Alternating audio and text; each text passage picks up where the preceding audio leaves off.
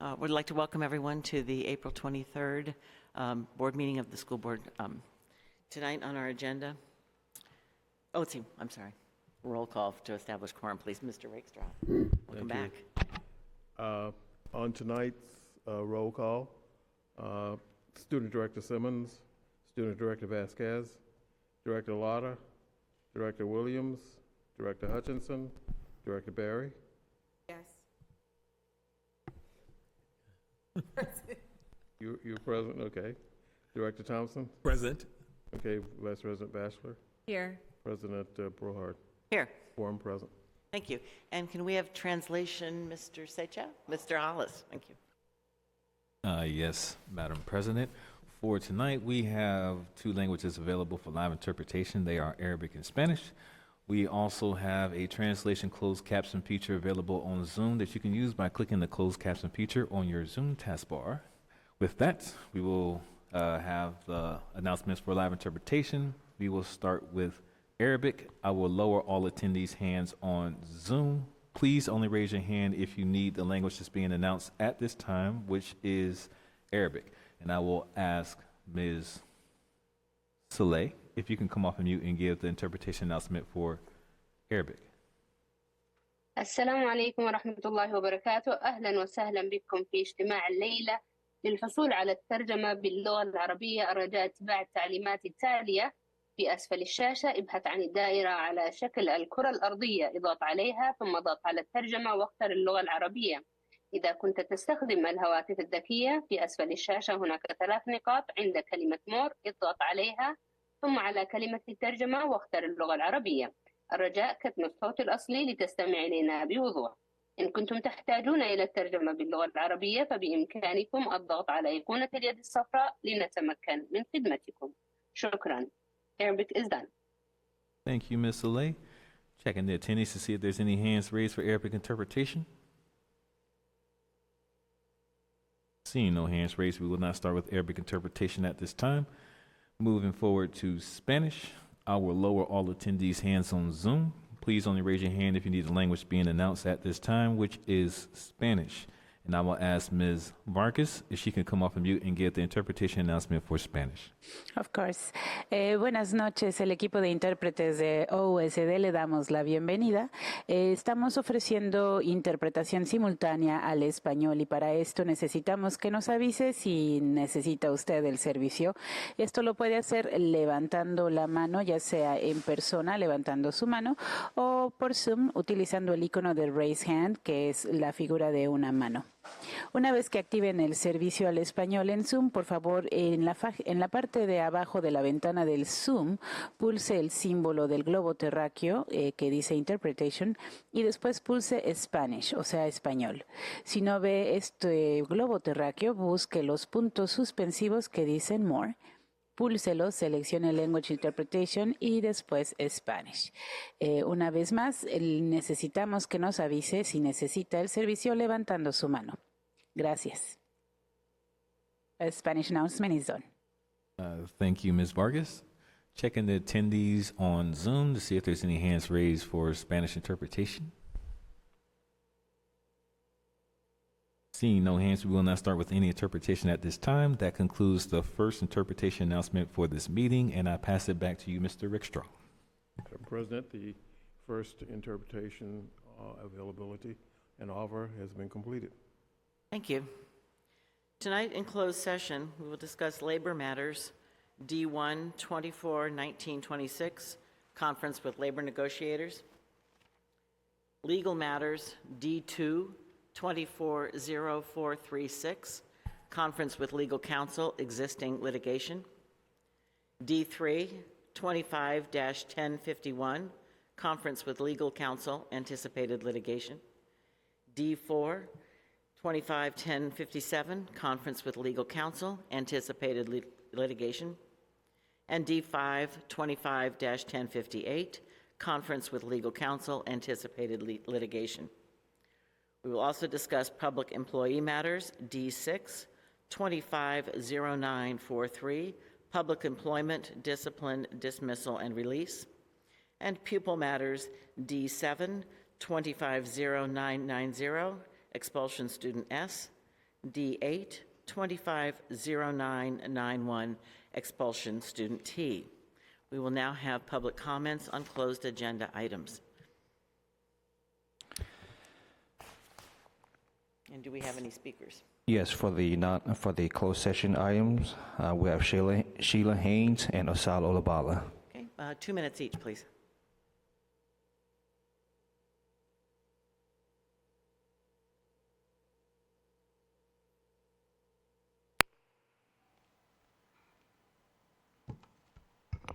I foresee the possibility of litigation around a number of mandated policies that are not being enforced. One is related to the immunization policy that says that if you do not have records to indicate immunization, that you are then excluded from the school. It says through the state that you may create an online learning process for those children. You're not doing that.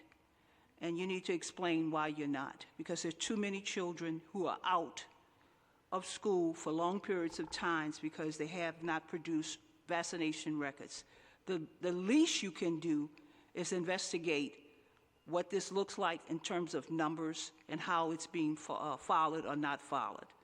The other thing is your volunteer requirement, that you have background checks for all volunteers. You have implemented a process for which you do not have to have background checks if you're under the supervision of a teacher for a number of hours per week. You also have the issue of contaminated soil at McClymonds. I don't know if you're required by law to build on property that you have identified as having contaminated soil. Related to the D6, the public employee discipline, we all know that that is related to the superintendent. You have failed to have transparency or the integrity to identify exactly what some of the issues are. You need to do that related to whatever you're doing, because it's all over sporadically, people talking about different things. You need to make that clear. The confusion that has gone on was unnecessary. Lastly, with the expulsion. Sheila Haynes, if you're online, please raise your hand. President Brewhart, that concludes registered speakers. Okay, thank you. We will now recess to closed session when we return at 6 o'clock.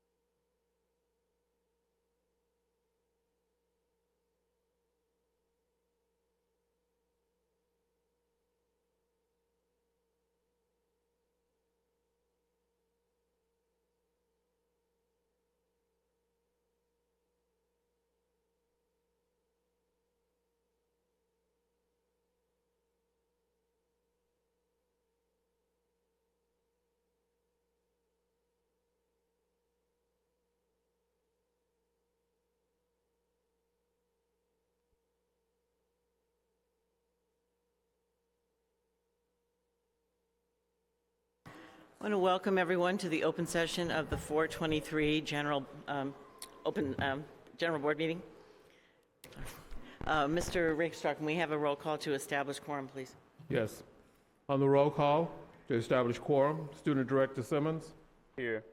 Student Director Vasquez. Here. Director Lotta. Present. Director Williams. Present, sir. Director Hutchinson. Director Barry. Present. Director Thompson. Present. Vice President Batchelor. Here. And President Brohard. Here. Quorum present. Thank you. And Mr. Hollis, can we have a translation check, please? Yes, Madam President.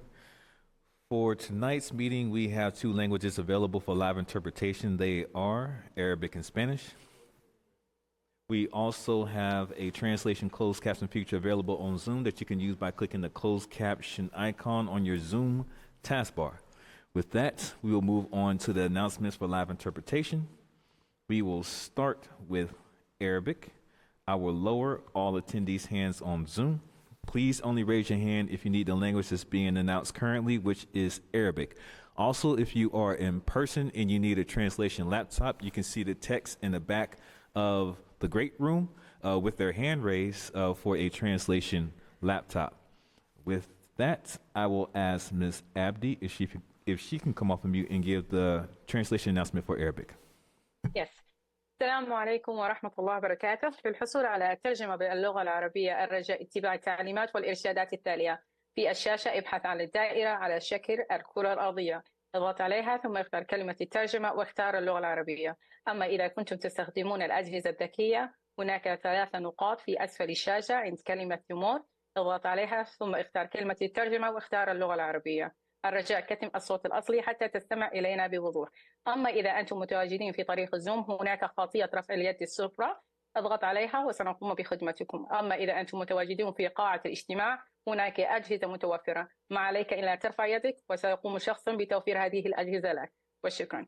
Arabic instruction is done. Thank you. Thank you, Ms. Abdi. Checking the attendees on Zoom to see if there's any hands raised for Arabic interpretation. Seeing no hands raised on Zoom, none in the room, we will not start with Arabic interpretation at this time. Moving forward to Spanish, I will lower all attendees' hands on Zoom. Please only raise your hand if you need the language that's being announced, which at this time is Spanish. And if you are in attendance in the great room and need a translation laptop, you can see the tech in the back of the room with their hand raised for a translation laptop. With that, I will ask Mr. Copenhagen if he can come off of mute and give the translation announcement for Spanish. Yes. Buenas tardes. En un momento activaremos el servicio de interpretación simultánea al español. Para escucharlo, busquen el icono de interpretación en la parte inferior de la ventana, selecciónenlo y se abrirá una lista de idiomas. Seleccionen Spanish para escuchar en español. Si no ve el icono, haga clic en los 3 puntos suspensivos y ahí verán la opción de interpretación. Deberá escuchar al intérprete alto y claro, posiblemente se escuche el inglés a un volumen inferior.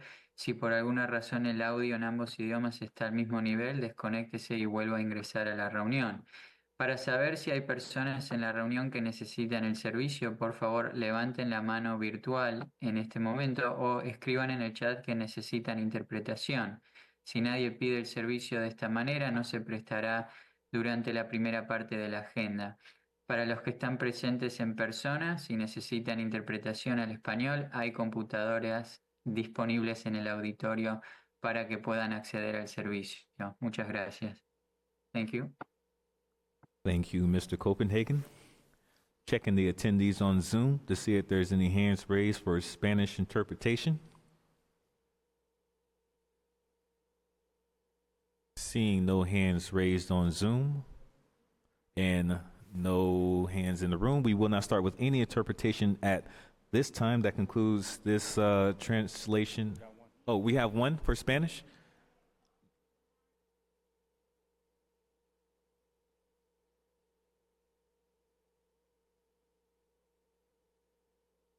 For Spanish. Okay. So we will start with Spanish interpretation at this time, and that concludes our interpretation announcement for this time, and I pass it to Mr. Rickstraw.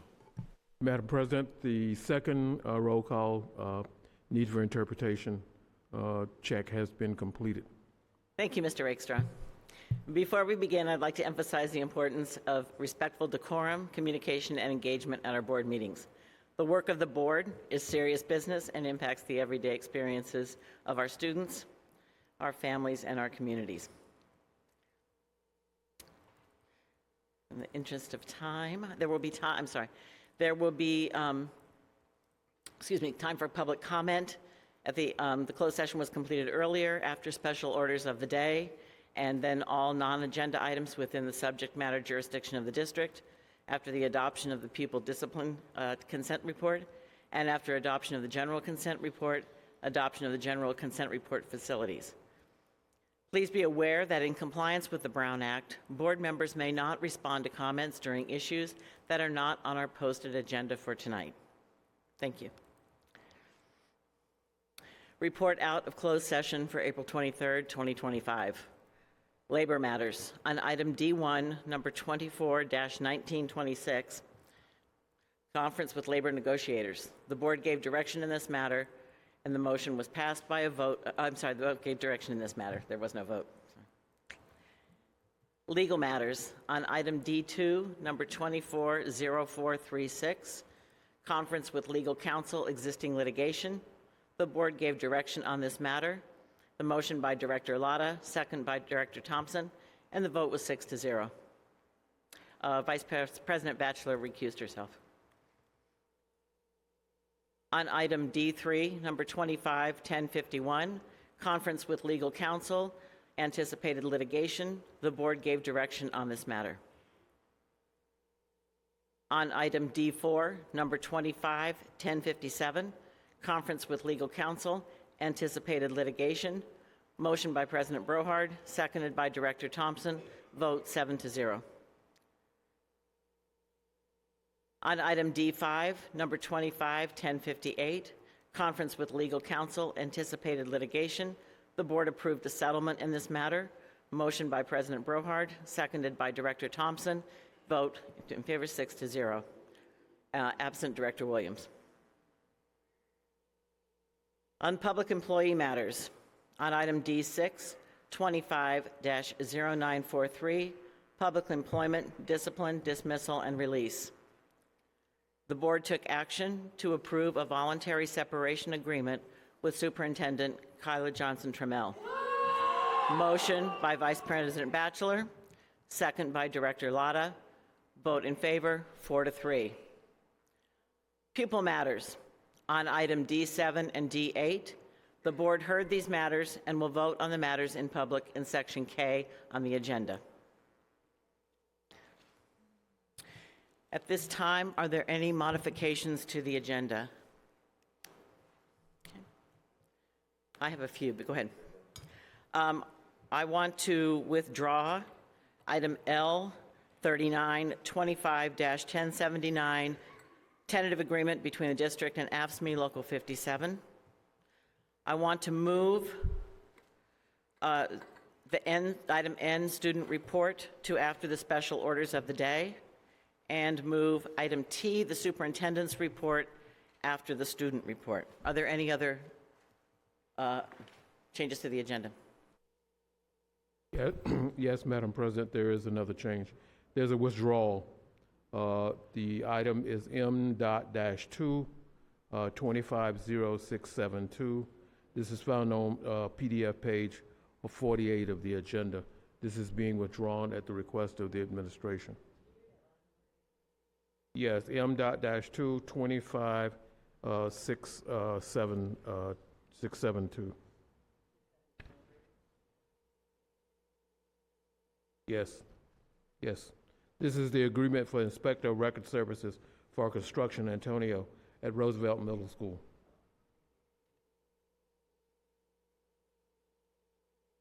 Are there any other items being pulled? Yes, President Brohard, I'd like to pull L25 and L30.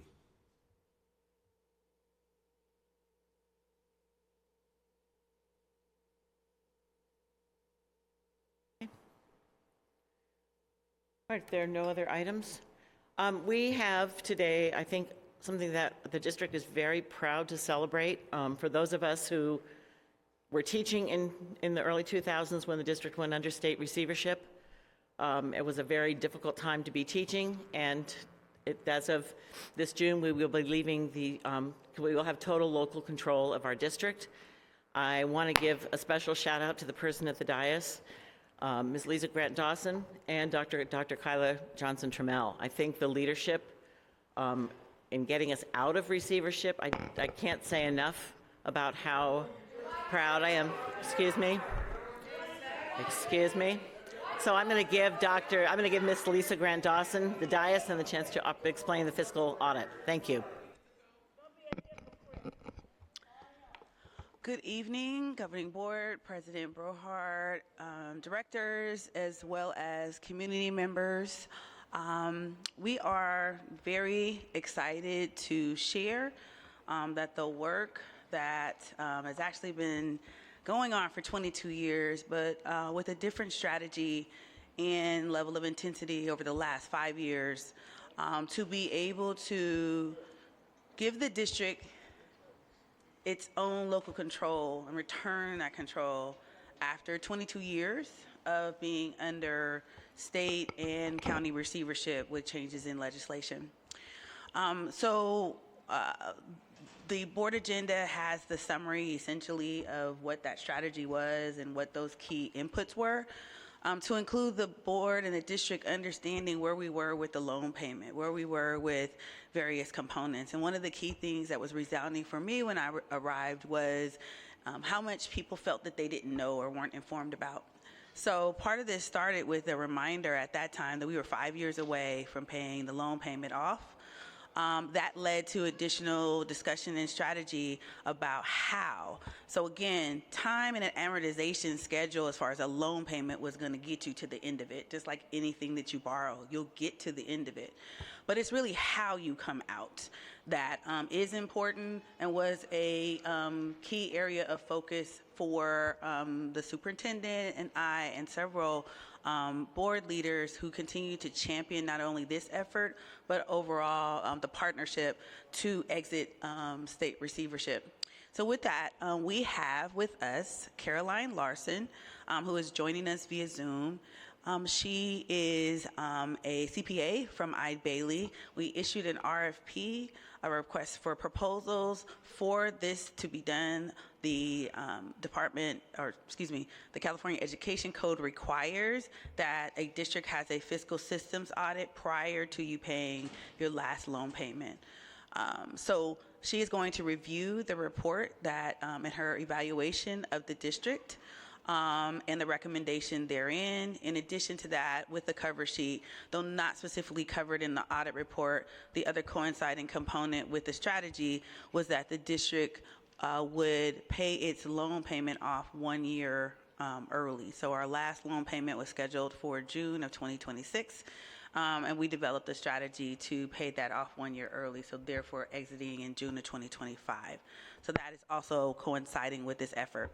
There are a few more steps to this process, but with all the partnership, with the Department of Finance, with FCMAT, with the county, and CDE, the goal and the request is that all of these pieces would be complete by June 30th of 2025, and therefore effective July 1, the district would formally or in days ahead have full local control. So this report was very critical, not only to this step, but I believe it is brilliantly written to tell a very deep story. And as you heard President Brohart share, so many people, including many staff members, grew up under this the state receivership. They don't remember a time when it wasn't there. Don't remember a time when there wasn't a county or a state present. Don't remember a time when the fiscal crisis management assistance team was there. Don't remember a time when we had multiple audit findings. It's been that long that ultimately there's been an entire adult raise within this community, many adults raised, right, over 22 years. So with that, I do want to say that I appreciate the way that this report was written. I think it stands as a very beautiful summary of the district's story to include what the district has the opportunity to do next as local control is being planned and partnered to move forward in that direction. So without further ado, I will yield the floor to Caroline Larson. And Caroline, I will be your partner in moving your slides forward, so you can just let me know as you would wish the slides to move. Sure. Thank you so much. I really appreciate your kindness and your complimentary words. It's really a pleasure to be here this evening with you. Thank you for the opportunity to address the board and the Oakland community. You can move the slide forward. And again. Oh, there we go. And the next one, please. There we go. This evening, I will present the highlights of the fiscal assessment that is required by Education Code as part of a process to exit the state apportionment loan. Our firm is proud to be a part of this historical event. Thank you for including us. Our firm not only provides external audit services, but also provides unique consulting services. Our consulting group helps districts avoid apportionment loans through assistance to accounting departments across the state. Our department and myself personally have provided fiscal assessments for West Contra Costa, Emory, Vallejo City, and now Oakland Unified.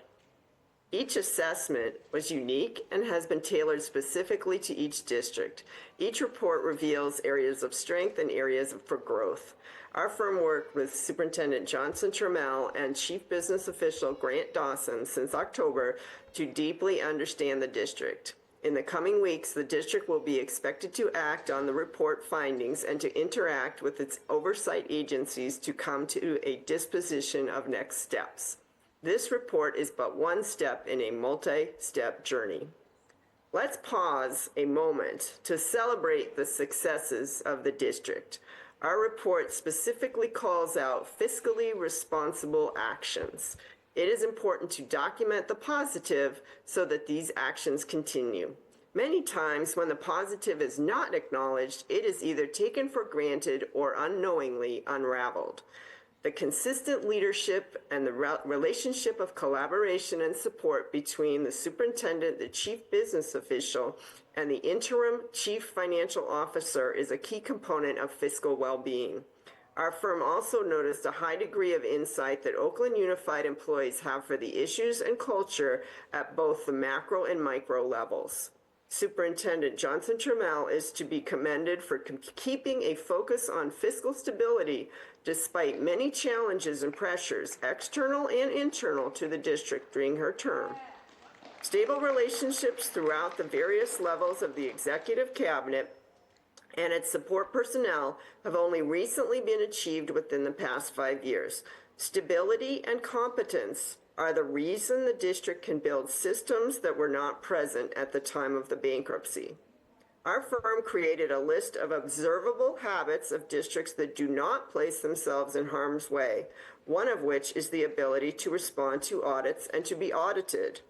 With 30 years of experience in this space, I can personally attest that this was not always the case for Oakland. Congratulations on a job well done. To prepare for exiting receivership, the following actions and attributes must be maintained. Compromising any one of these basic tenets on these two slides jeopardizes future local control. Board members, administrators, employees, and vendors must act in the best interest of the collective, creating a culture that is supportive of laws and regulations. The district must also keep all transactions within the county treasury and utilize the financial systems of the Alameda County Office of Education. No district has the human talent to replicate the systems in place at a county office of education. The district needs to keep its process of transparency and detailed flow of information from administration to the board and its community. The district agenda currently tells a complete story as to why the item is mandated or relevant, its fiscal impact, and the pertinent facts to act on the data. In turn, it is the duty of the board to act on the data provided and be a resource for the administration. The district has minimized its financial risk by issuing secured debt called general obligation bonds to upgrade facilities and district property. General obligation bonds are separate and apart from the educational funds of the district. The district should never issue debt whose repayment schedule is dependent upon student attendance. That is what is called non-secured debt. Non-secured debt adversely impacts the educational programs of the district. Additionally, by not allocating financial resources to retired employees, the district is allocating resources to active employees who are serving students. In a world where it is difficult to attract talent, the more resources that can be placed with active employees, the higher the chances of acquiring and retaining the talent. Even though there is much to celebrate, there is also more work to be done. From a fiscal perspective, this slide is the most important one. Although the district has the right people in the right places, has improved systems and minimized costs, its inability to act on financial solutions put forth jeopardizes its future. Our firm has confirmed the gravity of the messages delivered by the district's first and second interim report. Over the next 3 years, the district must enhance revenue or reduce expenditures by the same $100 million it was loaned in 2003. 75% of these changes must take place within the next 60 days. Our projections mirror those of the district. These numbers were provided to the County Office of Education, the trustee, and the district as of mid-March due to the urgency of the situation.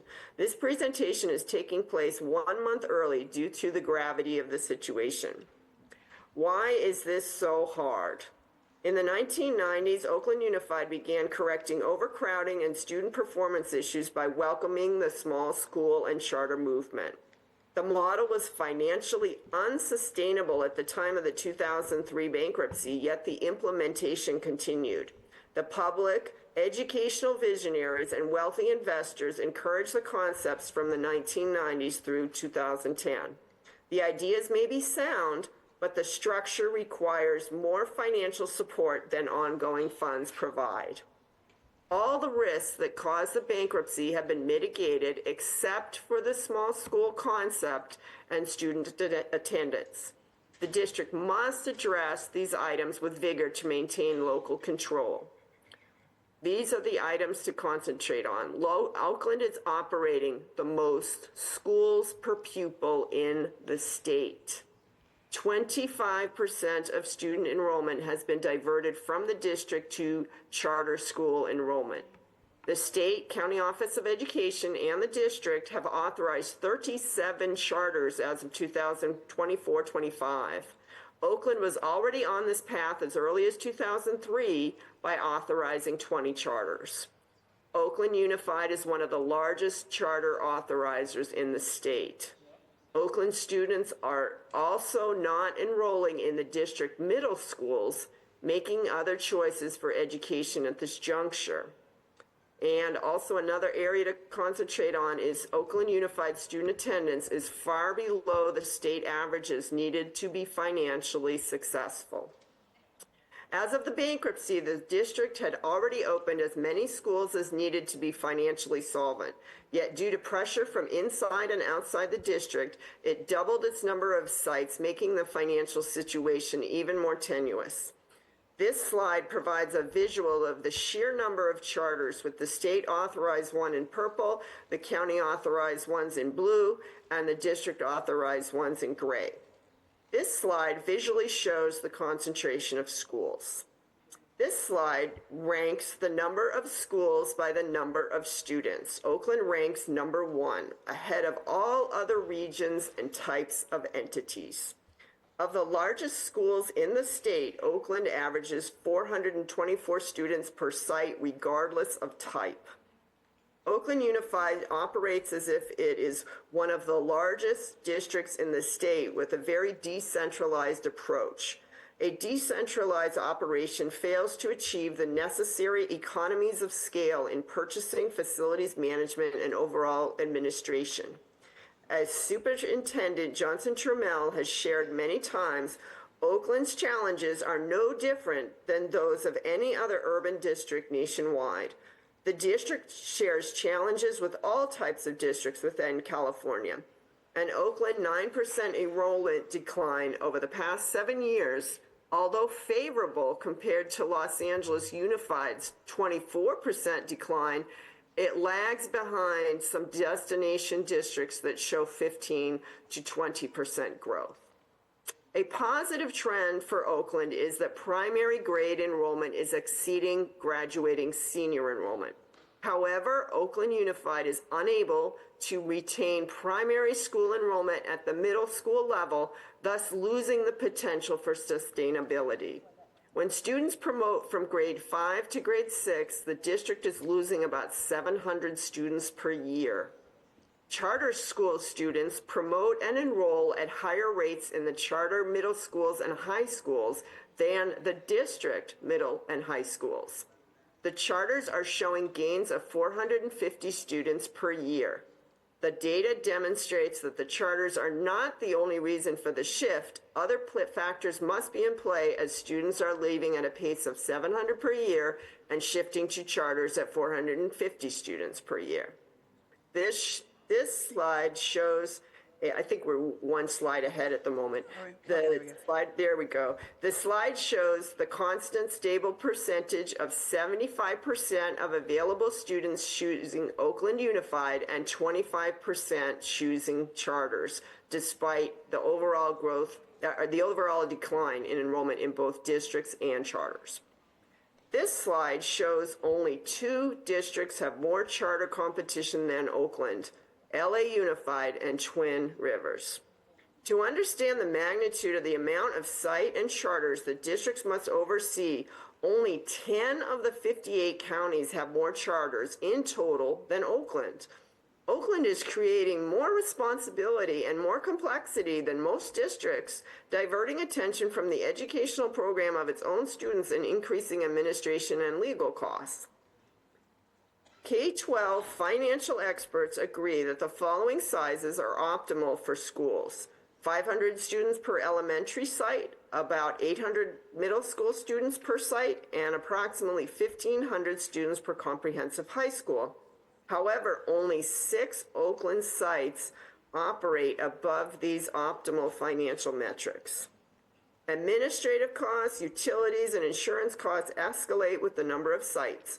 General obligation bond dollars must be spread over more sites, lessening their impact. The other area to turn attention to is student attendance. Oakland Unified could gain $5.25 million of total revenue per year for every 1% student attendance gain. The district must achieve 95% attendance rates per student enrollment to stay fiscally solvent. This slide, it demonstrates the impact of labor unrest and the pandemic on attendance. Oakland has not recovered sufficiently from these events.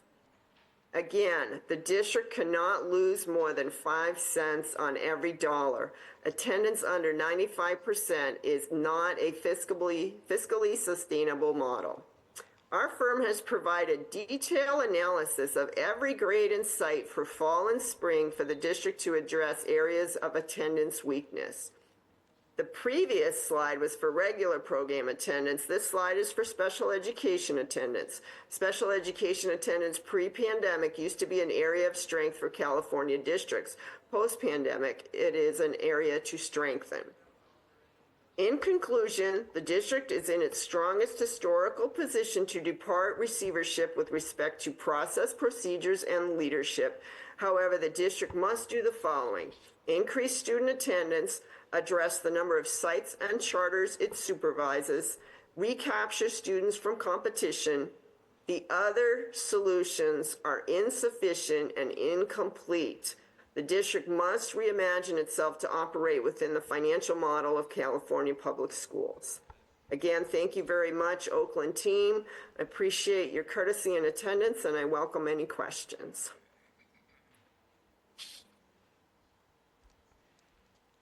So President Berhart, if you want to open for any questions. I'm going to open for public comment first, I think. Can the board please comment first, since we had a role in this, and I would like the community to hear from the board before they speak? All right, board comments first. Director Hutchinson, you want to start? Wow. You know, I can't believe that we're here for the first public announcement that we're leaving receivership, but I sure didn't imagine it feeling like it feels right now today. We should be popping champagne in here. That's how historic this achievement is.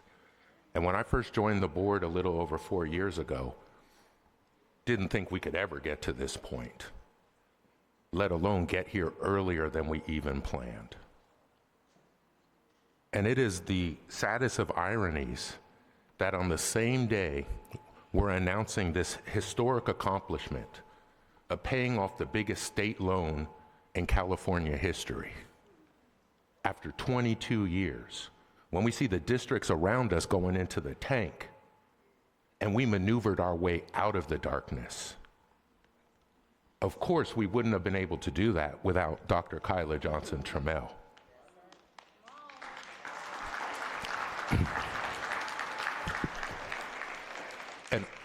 And of course, we wouldn't have been able to do it without our Chief Business Officer, Lisa Grant Dawson.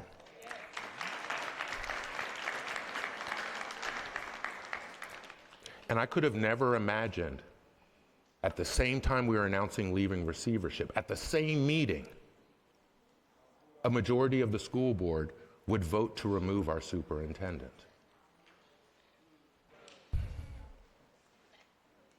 And so when I first heard about this news a little over a week ago, I didn't even believe it till I talked to the trustee myself. And, you know, I know now, like they say in the Avengers, we're actually in the end game now, y'all. We're finally free of the oversight of the colonial model that we've had to operate under for almost a quarter of a century. And we did it with our homegrown black and brown leadership here in OUSD. And now at that point, I can't even smile today because we have 4 directors who are risking all of the gains that we made.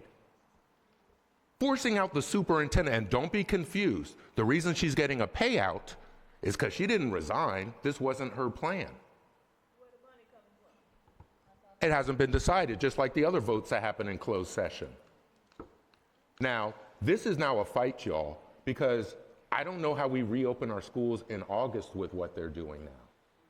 Forcing the superintendent out, I assume many of our senior staff, like Ms. Grant Dawson, will follow our superintendent out the door because of how nasty school board directors have been to some of us. And please know, and I'm gonna say it here in the open mic, they're openly colluding with OEA leadership. And so today, they also refuse to vote to protect the district against a strike. Thank you, Director And Hutchinson. instead, they voted to protect OEA. The same 4 directors forcing our superintendent out are colluding with other people. So nobody's gonna come save us, y'all. It is up to us as a community. We elect the school board. And if they don't reflect our will, it's our job to force them out. So as of today, they have declared. Thank you, Director Hutchinson. It is Your me time or them. is up. And I don't care who you are. If you come and try to destroy my community, if you come and try to hurt us, I guarantee you I will stand up every time till the end. So these people have been calling me liars out there in the public. Excuse me, Who's Dr. gonna hold Director them Hutchinson, your accountable time now? is up. That's what I'm here for. Other members. And today it starts.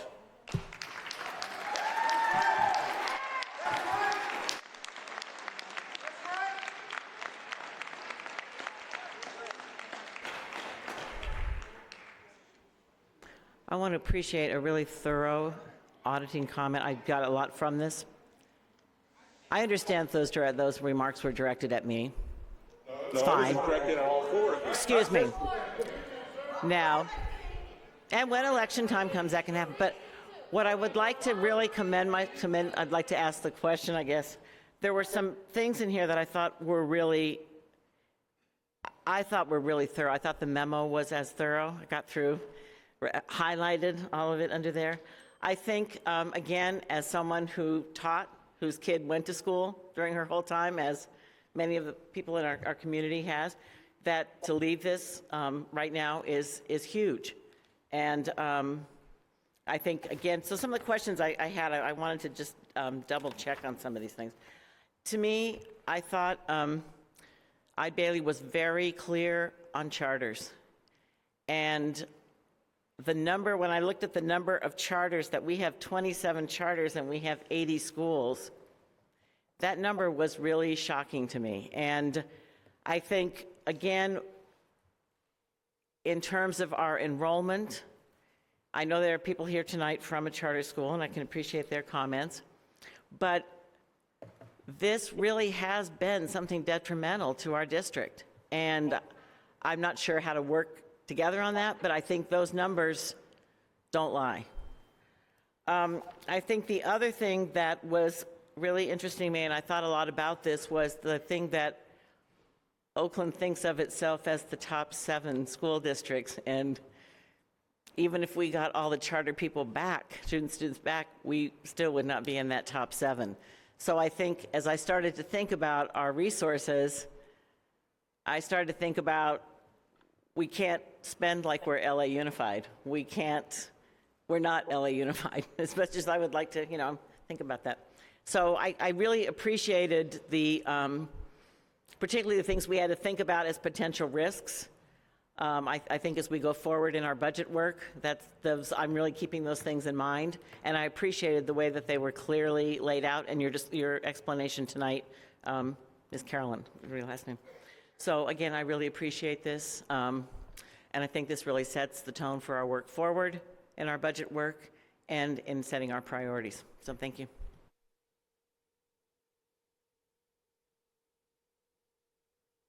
I just want to give you a shout out, Lisa, and give the superintendent a shout out for your leadership. It is quite impressive, and I know had nothing to do with all the work, but appreciate that I get to step into leadership at a time when we get to, benefit from all that labor.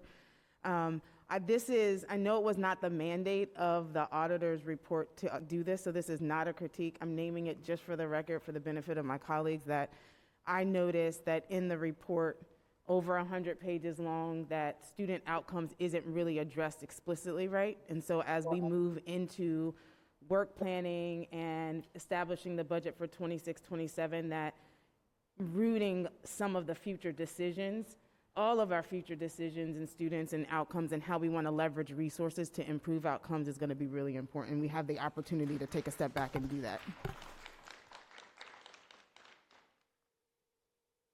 Director Simmons?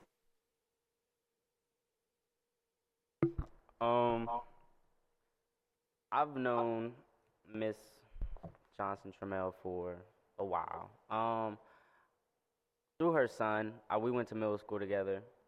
She's a great lady, and especially sitting on the board next to her, she always offered her help and insights and knowledge and wisdom. It was very open to ask her questions. She always made a safe space. Like a mom. She was a mom. She is a mom, so, it works out great. But, y'all know I like to get up here and preach about, what we gotta do. But honestly, right now, it's really, my voice is trembling and it's hard to speak because, we did just have a major accomplishment, but it's real hard to speak on that accomplishment when you had to leave someone behind. We got to the treasure, but we lost some soldiers on the way along. So, it's real saddening because I've been told not to leave anyone behind, So I really don't know how to process it. I'm at a crossroads right now because I didn't have a lot of information to go off of, and then it's just put all on me. So I'm really feeling for y'all because I really don't know how y'all feel because y'all ain't getting no information. I know y'all not getting no information because I don't have any information. So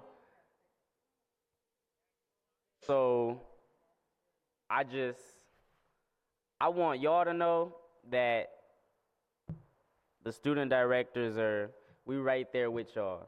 You know, I'ma always we're gonna always do our best to speak out and to update y'all with what's going on and to keep y'all in loop.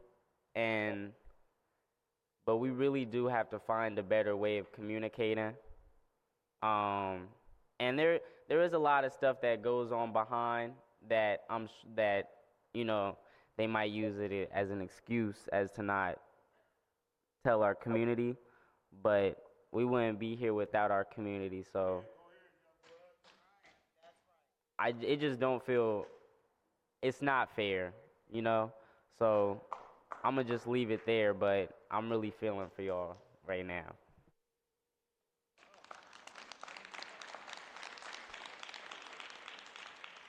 Director Braxton? Thank you. Yeah, I think to your point around the presentation, I appreciate the thoroughness of the report, and I appreciate the presentation as well, since it summarized a lot of it. But something that has continuously come up in my engagements in my community is the number of charter schools and the number of public schools that we have open in Oakland.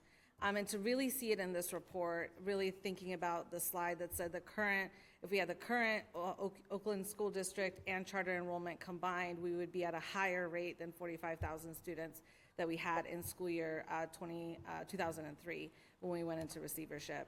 And to me, that really showcases that we almost have, dare I say, 35 to 30 different school districts that we're trying to function within one jurisdiction. And that means millions of dollars are going towards things that are not supporting any student, regardless of whether they're in charter schools or in public schools.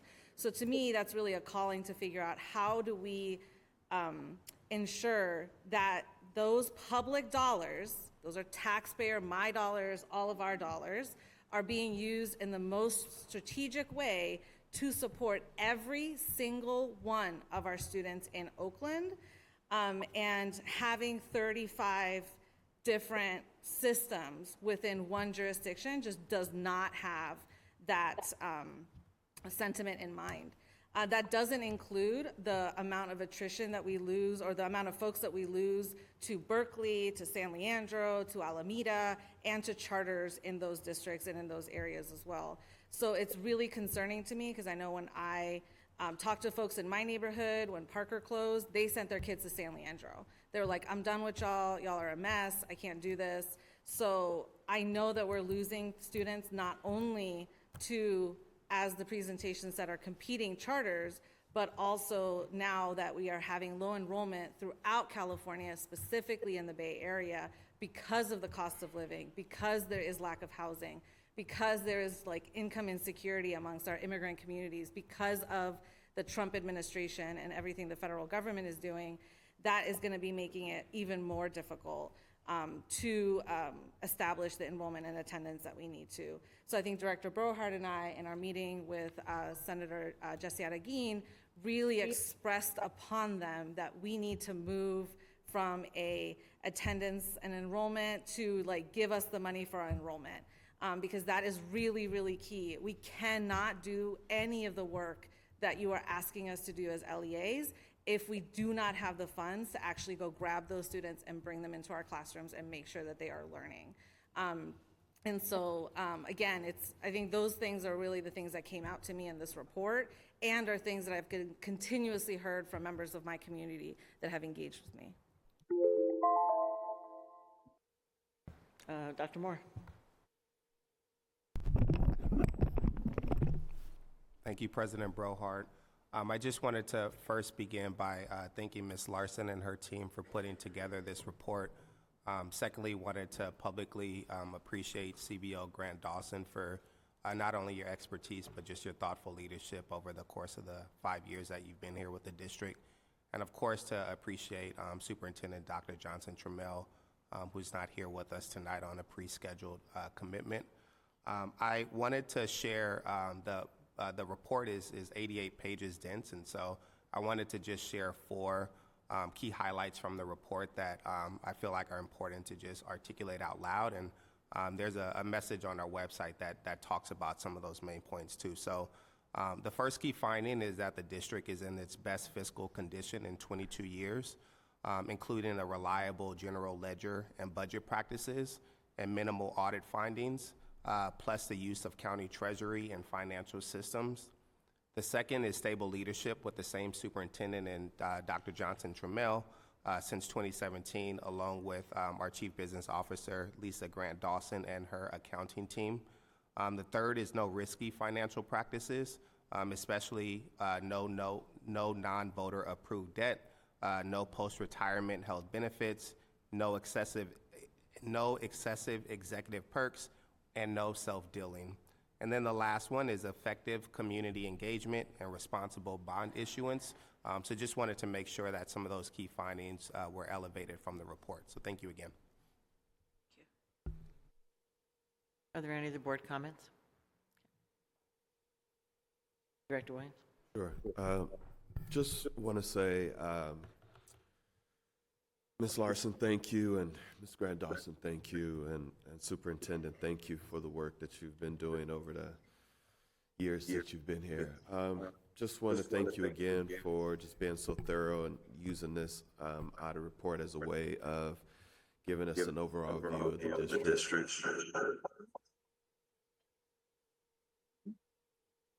Hello.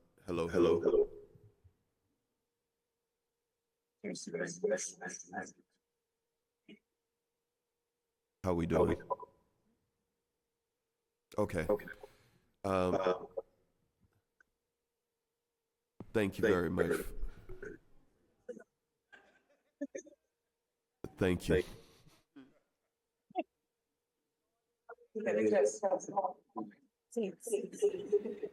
Yeah.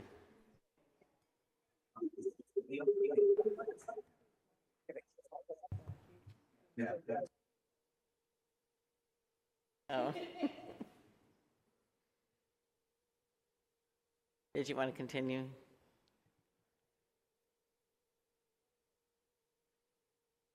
Hello. Once again, we've come a long way, and with your leadership, you have put us in a good position, and just want to thank you for the authentic conversations in regards to how we need to move as a district, how we need to move as a board. I think that, Ms. Grant Dawson, what you've brought to us is very good perspective in putting our students first. And it hasn't been easy. It has been back and forth struggle, but your solid leadership in moving this forward and getting the audit done really says to your professionalism that you brought to this particular position and to our district. Just want to thank you. I think that we have, ways to go, but you have brought us to this point of paying off the loan, which is taking some shackles off. Thank you again. Your leadership is unquestioned. Thank you. Thank you, Director Vasquez. Yes, thank you. I would like to first start off by thanking you guys for the presentation. I also like to thank former Dr. Johnson-Trammel. For the short time that I worked with her, she was really sweet and amazing and someone I could really rely on. And Max said it, Dr. Simmons said exactly what I was thinking as well, but I also want to address that I also feel a lot of disappointment, just like all of you guys right now. Right now, we just hit a major milestone, and instead of celebrating it, we're disappointed. And far more disappointed. I think the word disappointment is not enough to describe how we're feeling right now, especially how I'm feeling right now. And just seeing the board behave the way that they just did a couple minutes ago is even more disappointing, because we're here for answers and we're here for clarity, but we're not receiving that. We're receiving more disappointment and more confusion.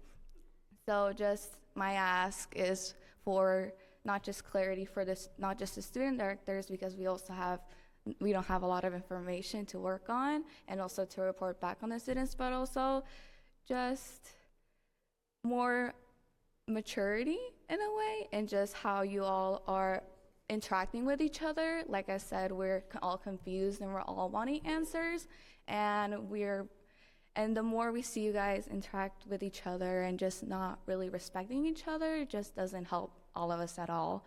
So I hope moving forward we could see you guys acting better or just communicating way better and just setting an example for future leaders. Thank you. Director Thompson. President Brohard, thank you very much. It would be remiss of me not to thank Ms. Larson for a wonderful presentation. So thank you very kindly. Also for Dr. Johnson-Trammel and also Ms. Lisa Grant Dawson. I thank both of you for your leadership. It was absolutely wonderful. Ms. Larson, speaking directly to your report, it's going to allow us, I think, to write the triangle. I've been saying for several years that our triangle is somewhat inverted. And what I mean by that is instead of placing our academics at the forefront, making certain that our schools are providing our kids to be productive citizens in post-secondary education, I think we sometimes, and I use this expression, we minor in the majors and we major in the minors. And so I think once we turn things around, then we'll be able to continue the progress that we all want to see. And so, again, Ms. Larson, I want to thank you for that report because you've identified salient points that actually point to the necessity of our writing the triangle and actually making certain that we put at the apex our student achievement. Thank you very much. Thank you, Director Thompson. Public comments? Do we have any speakers? Yes, we currently have 3 speakers, Kim Davis, Ben Tapscott, and Asalo Labala. 2 minutes each, please.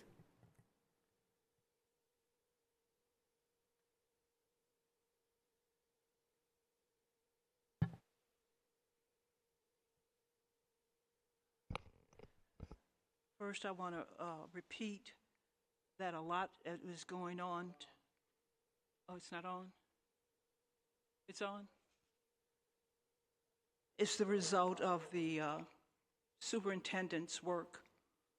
And they said that her work was due to this, she created stability and competence in her work. One of the things that stood out for me, of course, you talked about the chartered schools. You can't do nothing about the chartered schools. That's a mandate.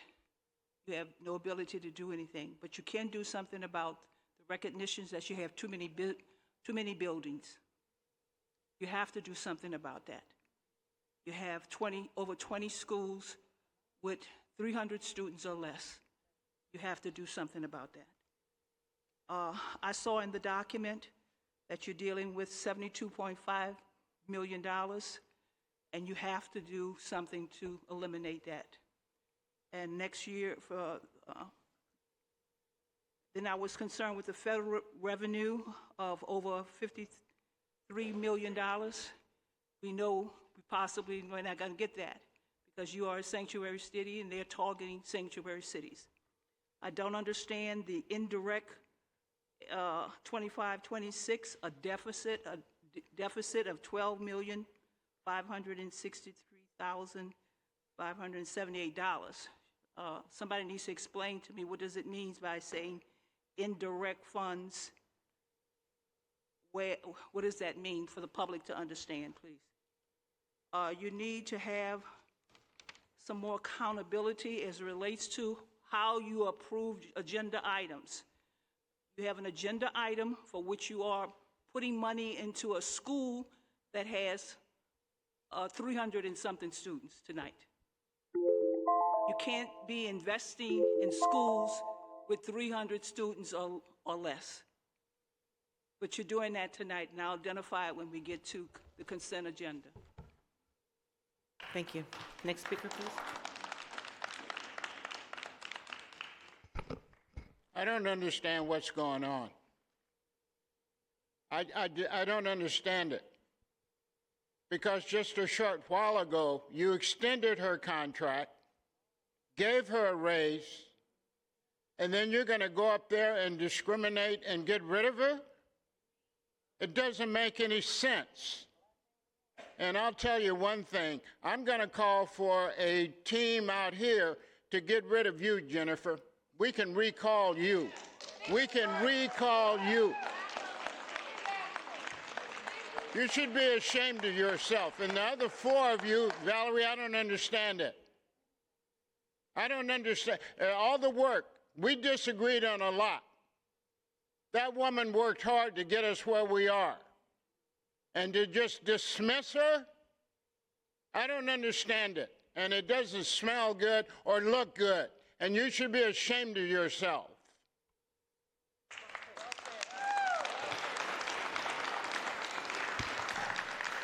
Ronald Muhammad and Kim Davis. Greeting, my name is Ronald Muhammad. I am an alumni of OUSD. I have 2 students in OUSD. And I'm on the alumni board for McClymonds High School. What the superintendent was able to do is hasn't been done. So she was one of the first to bring us out of receivership.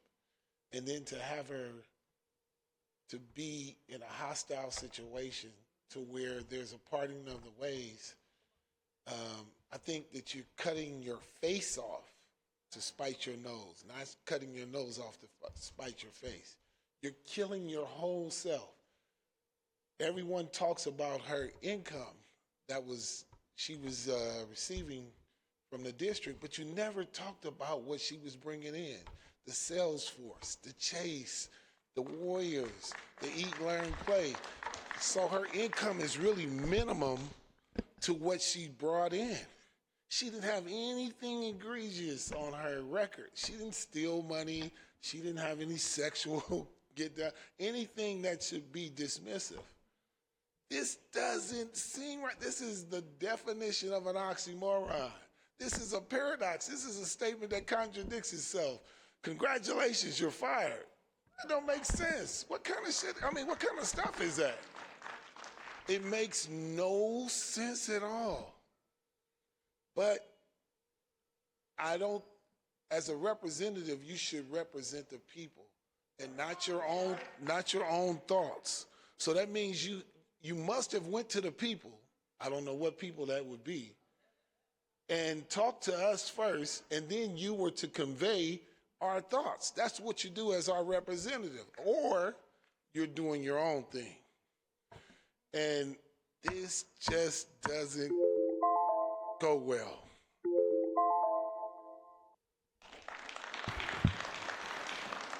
Kim Davis. Kim Davis, if you're online, please raise your hand. President Brewhart, that concludes registered speakers. Thank you. The next item on the agenda is student report.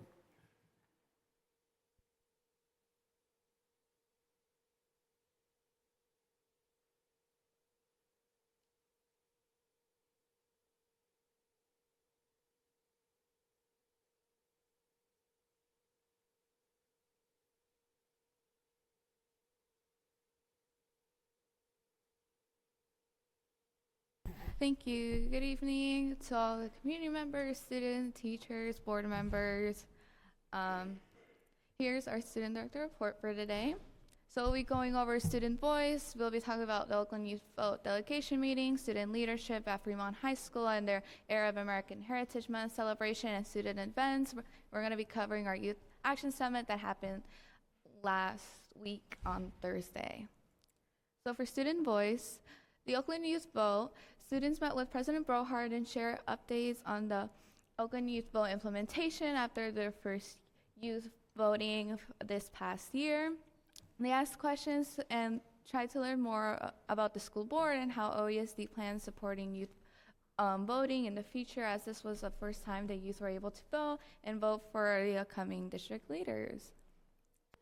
For student leadership, at Fremont High, the students celebrate the Arab American Heritage Month celebration, This event was done by our students with cultural performances, music, henna, and poetry. The students from all backgrounds participated and enjoyed all the festivities. And this was also this event was started at Fremont 7 years ago, and it continues to be student-led, which is amazing, and we love seeing that.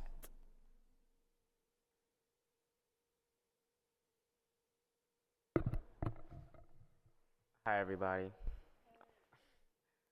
So last Friday, we held our Youth Action Summit, where we come up with priorities that the All-City Council Governing Board, which is composed of 11 students, our priorities at this event, we come up with our priorities for next year, and we also elect our new governing board for the following year. So we did elect a new board, but we have to turn in our report on Wednesday, and the event was Friday. So we'll tell you guys who the new board is with a picture of them. A formal introduction. Yeah, next board meeting. And we came up, the students told us some issues at their school sites and some things that they believe we should prioritize for next year. So once we go over with our current governing board and come with the priorities for next year, we will share that with you guys at our next board meeting. But overall, the event was really great. It had a really good turnout. A lot of students and a lot of representatives from each school showed up, from each high school showed up. It was a very good day. The students became very comfortable. You know, it was one of those things where you see sometimes people will be a little shy and a little nervous to start the day off, but then they're really loose, and then they're really excited when the day is over and they don't really want to go home. So it was just very good to see that, and especially every year, more and more students want to be a part of All City Council, which is such an amazing thing, because that means students are finally beginning to see the power that they truly hold, and they're beginning to understand the importance of telling your own story and being able to speak out and understanding yourself, but also the people around you and your community. We'd like to thank CCPA, Fremont, Claremont, Met West, Oakland High, Oakland Tech, Skyline for showing up and just coming and being a part of the Youth Action Summit. We also had new members from all these different schools be a part of now our governing board. So it's really nice seeing these schools that used to not be represented or represented as much now being equally a part of our team and now being able to share their voices. It was really nice to meet everybody and seeing everybody follow along, participate, share their opinion, share their voices, and I can't wait to see this new governing group of students govern for the coming school year as well. So it was really nice, and I really enjoyed that day, as it was my last time being a part of this event since I am a senior. So I feel very happy to see everybody getting along. And that concludes our report. And thank you so much to everybody for listening, being patient as this meeting goes on. Thank you. Are there any board comments? Just shout out to the Youth Action Summit. That was awesome. I was only able to be there for a hot minute, but it was amazing. I did hear some really good feedback. I don't know if you all can share any of it, but one thing I will call out that I did hear was transparency was something that I heard from every student in the group that I spoke with. And so the fact that y'all mentioned it tonight, it's sitting with me, and you know, let's keep talking about, I don't even want to talk about it. We should do something. We should be better. So let's connect about how we can make that happen. Yes, thank you for showing up, and also for Director Williams for showing up as well. I feel like transparency has been said a lot, but at the same time not enough, since we keep on seeing current patterns just keep happening again. And I'm glad that you were also able to talk to students and hear that it's not just something that we are seeing, it's also something that students outside are seeing as well. So hopefully we can also work about that and make sure that this issue gets resolved as well. I actually enjoyed it too. It was, I think, with both the the vote group. I think it was a really different experience for me to really just listen.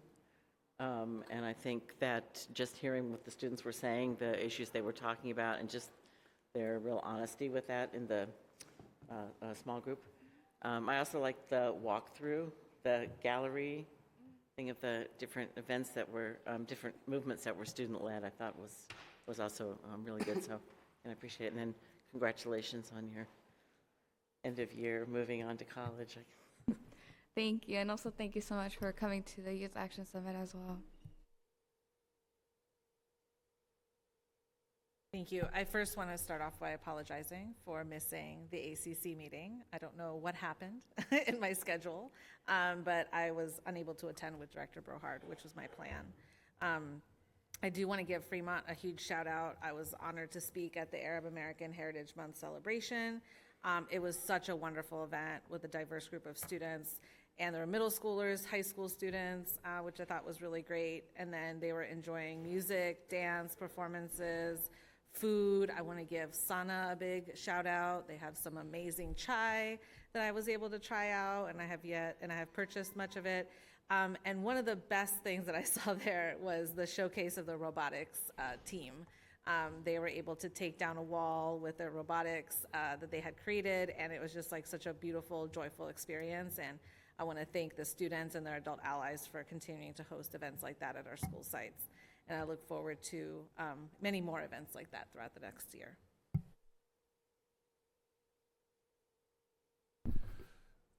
Thank you, President Brohart. I think one of the things that we want to do is when we have our next retreat is to make sure that young folks is a part of that, so we can actually set out like our agenda and set out our code of conduct, rules for engagement, and opportunities to see where all these transparent conversations can happen. I think one of the things that we've been struggling with on this board over my last 4 years is that our board orientation has not been very strong at all. And so a lot of board members get elected and then they're given a responsibility to be a board member without actually the onboarding and the training and the orientation to really actually be fully engaged in how their behaviors on this board affect young folks and how it projects out. And so what I've been hearing time and time again from you is that there's a level of expectation as student directors you have of us, and I think we all just need to come to the space and just really kind of lay it out and figure out where we need to be so you can feel supported. I think that would be, a little disheartening when you show up every board meeting and you're kind of like, I'm not understanding what's going on, what the dynamics are in play here. And I think that one way to really address that is to have that meeting for us all to kind of see how these relationships are and what do we actually are standing on, but also to get what your expectations are as student directors, right? What would make you feel like this would be a better experience for you? Because I think what tends to take place is there are conversations that happen in closed session. It's sealed by the Brown Act, but when we come out there, it's still, folks are still affected by it, right? And so it creates this type of energy, and it sounds like y'all look at it and be like, what's going on here? And it doesn't really, make sense. So I think we really need to have those conversations to be like, how do things roll out? And what is our expectations, all of us together as a board? And I think that begins with the restorative justice that you've been talking about, right? Like that's phase one. You came in, we did phase one. We should have one that's just constantly, regularly going so we can get some understanding of how our joint cooperation of working together will actually make for a better board experience for student directors. I look forward to doing that. I appreciate attending the Youth Summit. I just really like the democracy in that. I like how y'all engaged the students, made the speeches. You killed it. Congratulations. And congratulations, Michelle. Can't wait to see what you're doing in your life because you're doing some big things. congratulations. Look forward to working with you next year, brother man. Thank you. Are there any other board comments? We have 10 minutes of public comment. Are there any speakers on this item? Yes, we have Ben Tapscott and Asalo Labala. Okay, thank you. 2 minutes each, please.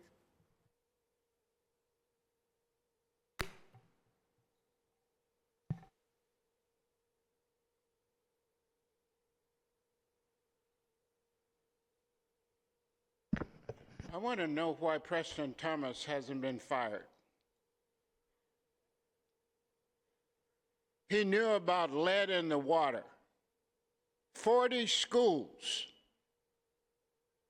And he didn't say anything for 9 months while those kids are drinking that water? And he hasn't been fired? And Van Cedric, I'm not happy with you even a little bit. Took the boiler away from McClymonds and took it to another school that had a brand new boiler, and we have no warm water in Mac. The discrimination continues. Even this issue we're talking about, is it race? What is it? And it doesn't look good. How can he do a charter school 4 weekends by my house painting, Saturday and Sunday, overtime? Who authorized that?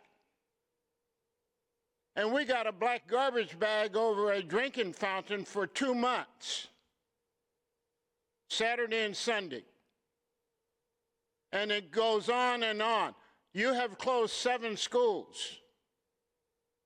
You have destroyed the pattern that parents put their child in an elementary school, then they go to middle school. You keep lying, not you, the board, keeps lying about schools. They lied about Lakeview, said the air is not healthy for children. They moved over for a short period of time, and then they turned around and moved all those people out, and now it's a charter school. I guess the air got better when it was a charter school there, not a public school.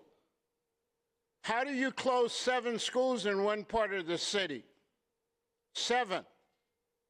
And you call yourself a board? Preston Thomas needs to be fired. Now. Thank you. Next speaker, please.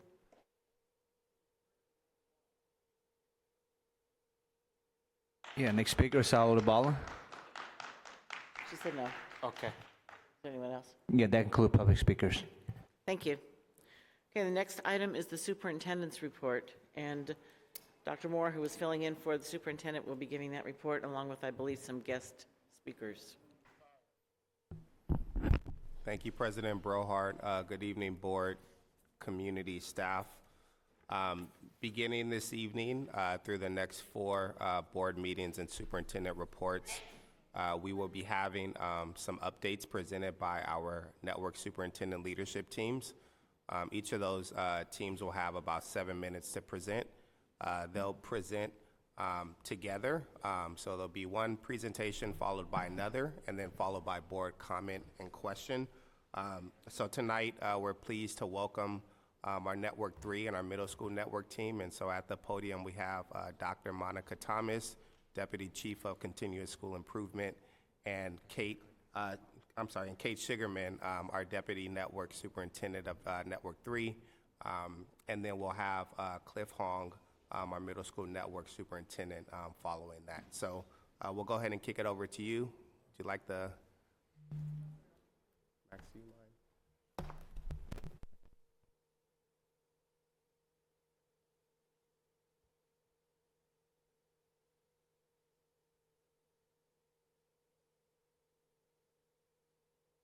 Okay, thank you so much. Good evening, board. Nice to see you all this evening.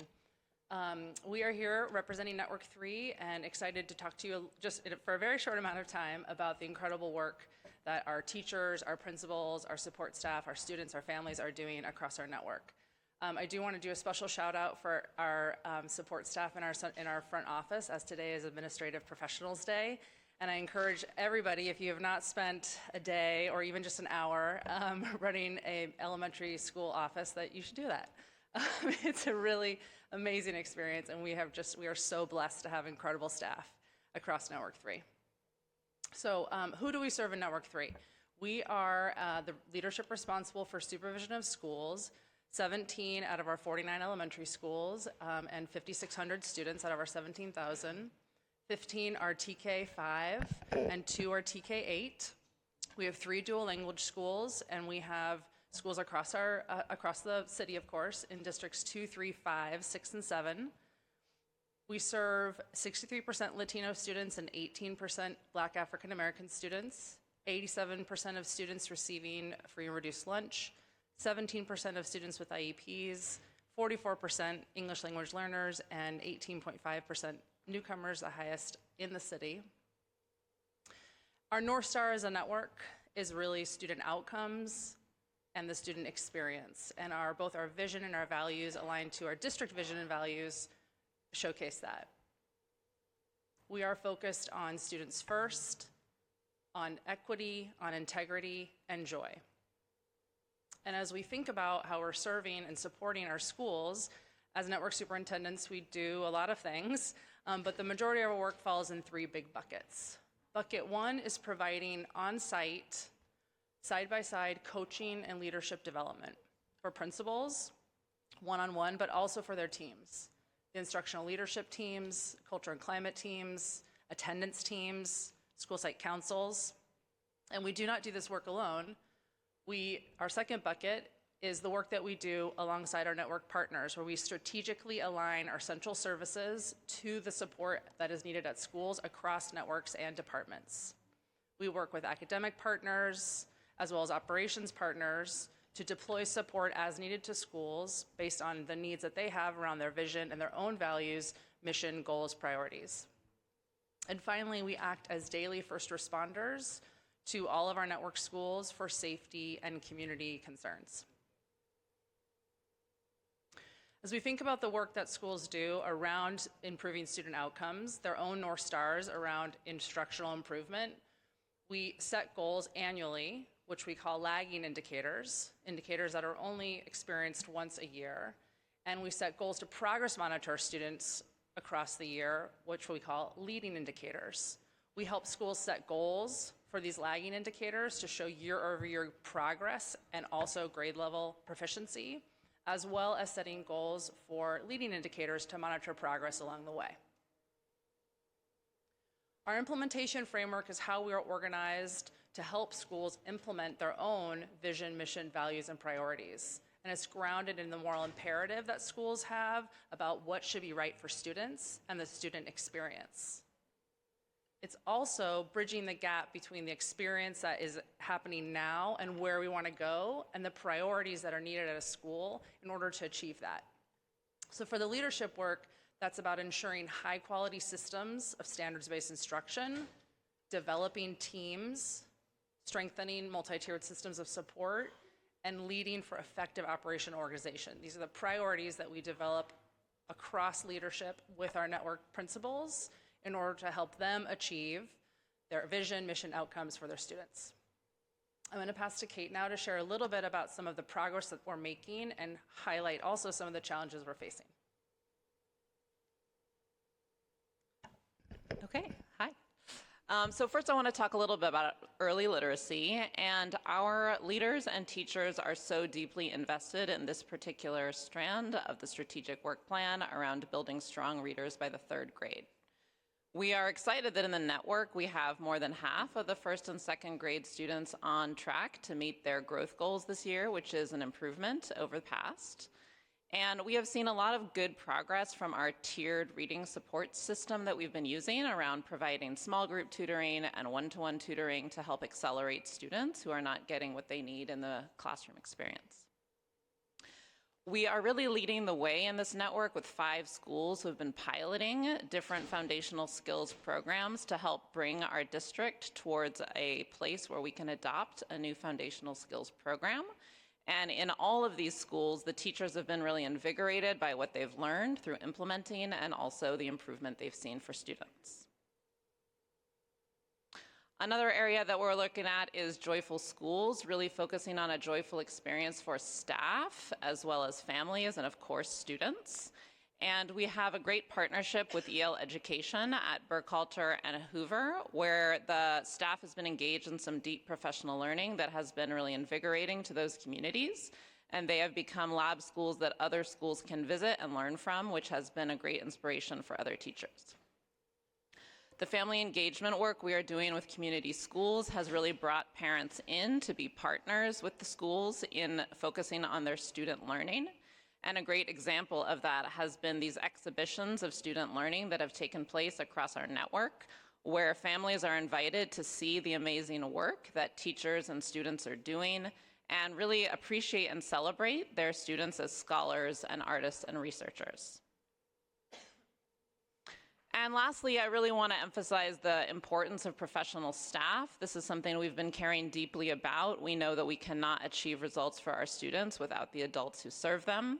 And so 2 times a year, we've been holding ILT summits, bringing together leadership teams from schools across the network to meet together to make sure that we're aligned on common vision, common values, common goals, and really build a shared sense of efficacy. Sometimes it can be very lonely in your own classroom or as a principal of your own school, and really being in the work together and feeling like you have community with other schools has been a great experience. This year at the mid-year, we honored 40 teachers whose students had made more than the average growth at mid-year and ELA and iReady. And we know that these teachers accomplish this through deep relationships with their students, high expectations, and just incredible planning and execution every day, and we really want to celebrate them. And lastly, we have a really unique and special community of principals in our network. We have a very high principal retention rate, around 90% year over year, that has really built a very deep community amongst our principals and allowed them to feel that sense of shared purpose and shared community, and has really led to some stability in the communities that those principals serve and building trust with parents so that they are willing to send their children year after year and build relationships with those principals. So Monica mentioned our leading indicators, and I just want to lift up some of the progress we've made in the network has really been around growth, and growth reflects students learning across the year. And so we're proud of a lot of the growth that we've seen. However, students are still not proficient at grade level, and that is something that we must still be focused on. It's wonderful to see growth, but we need to help all students reach the goal of being college and career ready. We are seeing a great improvement in our attendance in this network, which is really encouraging that students are at school to get the benefit of the strong programming that's there for them. And the low suspension rate just really speaks to the strong culture and restorative practices in our schools. The only other thing to note here is that curriculum embedded assessments were really a priority this year that teachers have really been leaning into and have been an authentic way to monitor the student learning based on the content that they're teaching and adjust and make changes based on that data. This last slide here is really just to say that everything we've been focused on in the network and across all the elementary schools is of course connected to the LCAP, and all the priorities that we have across our schools connect to the priorities that the district has as a whole, but every school is still able to personalize them for the students that they serve and the communities that they're in. All right, thank you. I'm going to pass it over to Cliff.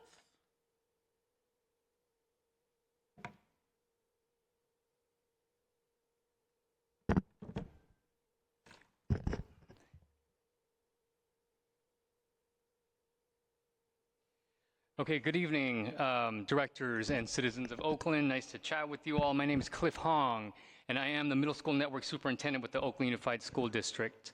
So many of you know me, but for context, this is my 19th year in Oakland Unified School District. I was a teacher, I was an assistant principal, and a principal for 10 years at Roosevelt Middle School, and this is my 5th year in this role.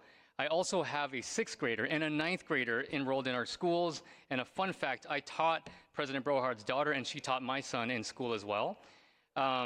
So I'm pleased tonight to present on the success of the Middle School Network, and I will be addressing intended outcomes, our theory of action, and our results so far. So firstly, I want to give a little bit of context for how I think about the work. I start and end with student outcomes, as we all should. We are here for students and society, and our city of Oakland, is that unit of change. We defeat fascism by ensuring that all of our students can read, write, and do math. We beat racism and oppression when our students can think critically so they can see through false and hateful narratives. And we win when our students collectively adopt a higher purpose and a beautiful vision, which is to ensure that the earth is healthy and all people thrive, especially those who are disempowered and have been historically marginalized. That is what this work is about. That is what the middle school network is about, and that's what our district should be about. So with that context, let me tell you about the work that we've been doing. So our mission, so let me start with our headline here.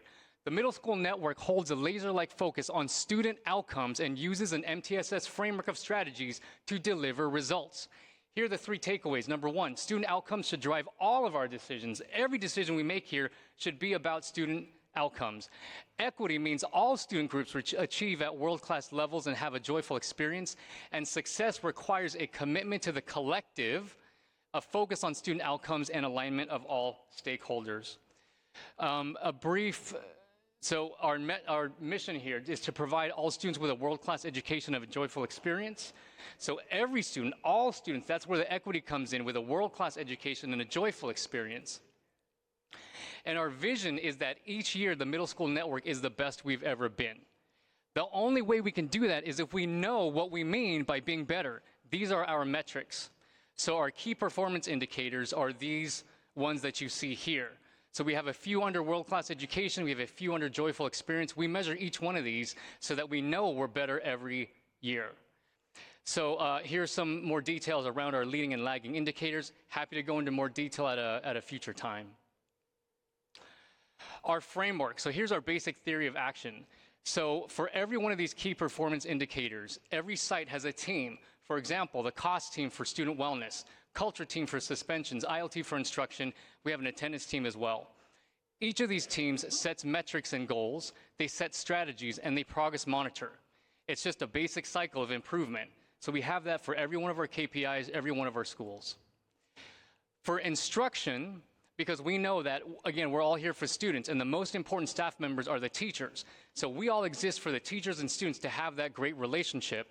And so the focus of our instructional priorities are what's happening in the classrooms, specifically with that relationship. So standards-based lessons every day, every class. Student-to-student talk at least once every 15 minutes. Students shouldn't be talked to, they should be talking to each other to construct knowledge.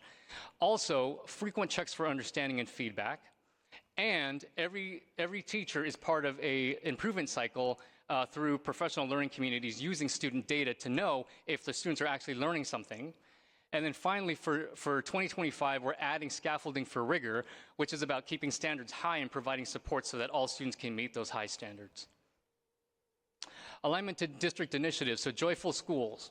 You'll see that up here we've got some examples of activities that we're doing at some of our schools. Every month at our principals meetings, we feature some of the joyful activities happening at every school to make sure that we encourage and we expect that our schools are joyful places for all of our schools.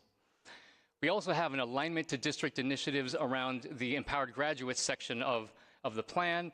So the focus on math, the math KPI, is about empowering graduates. Finally, we want alignment with the state of California as well. That's why most of our KPIs are actually indicators that are on the California dashboard, so that we hope we can deliver on those as well.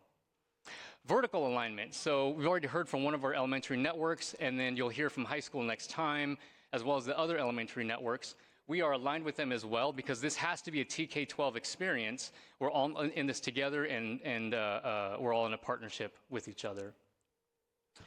So impact data. So before I get to some instructional impact data, just want to share about suspensions.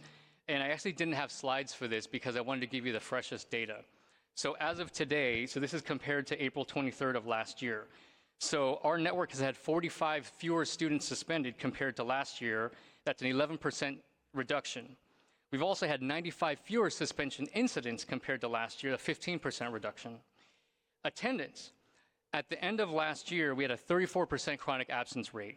Our goal was to drop that down to 31%, and as of today, we're at 28%. So we feel like we're making progress, and we're very excited about that progress, even though there's a lot more to go. Finally, instructional progress.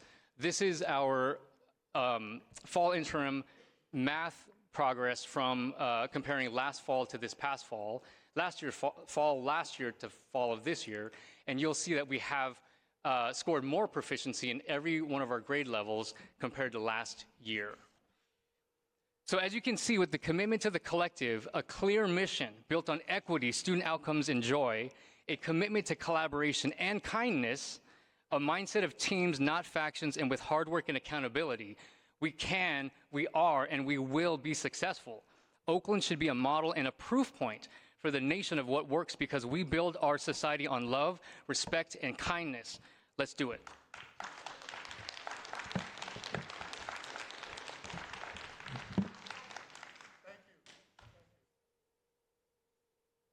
Public comment? Do you have any speakers? Mr. Hollis. Yes, we do. We have Ben Tapscott and Asado Labala. Excuse me, we have parents who've been waiting for hours to speak. You have moved this agenda around. We have little kids, we have students. This is so disrespectful. Put non-agendized public comments on the agenda. Respect the public. This is their opportunity to speak to you as a board. Let us speak. We have public comment on the superintendent's report.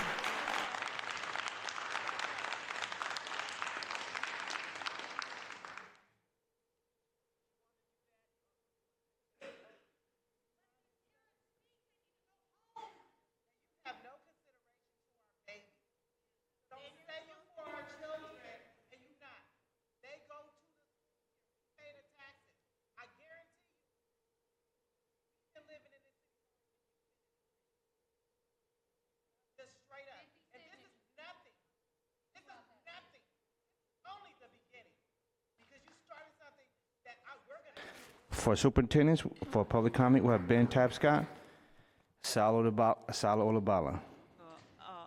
I won't speak, so you can. I won't speak, so you can move to just allow these parents to speak who are here with their children. So, could you do that and move forward with it? What item y'all talking about? Y'all want J?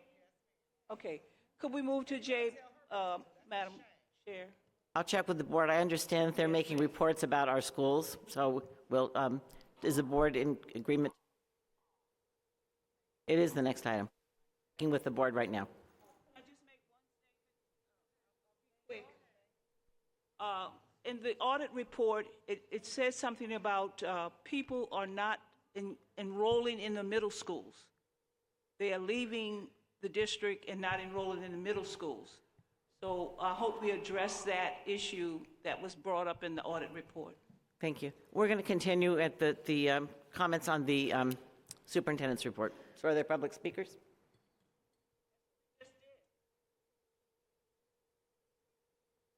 That concludes public speakers.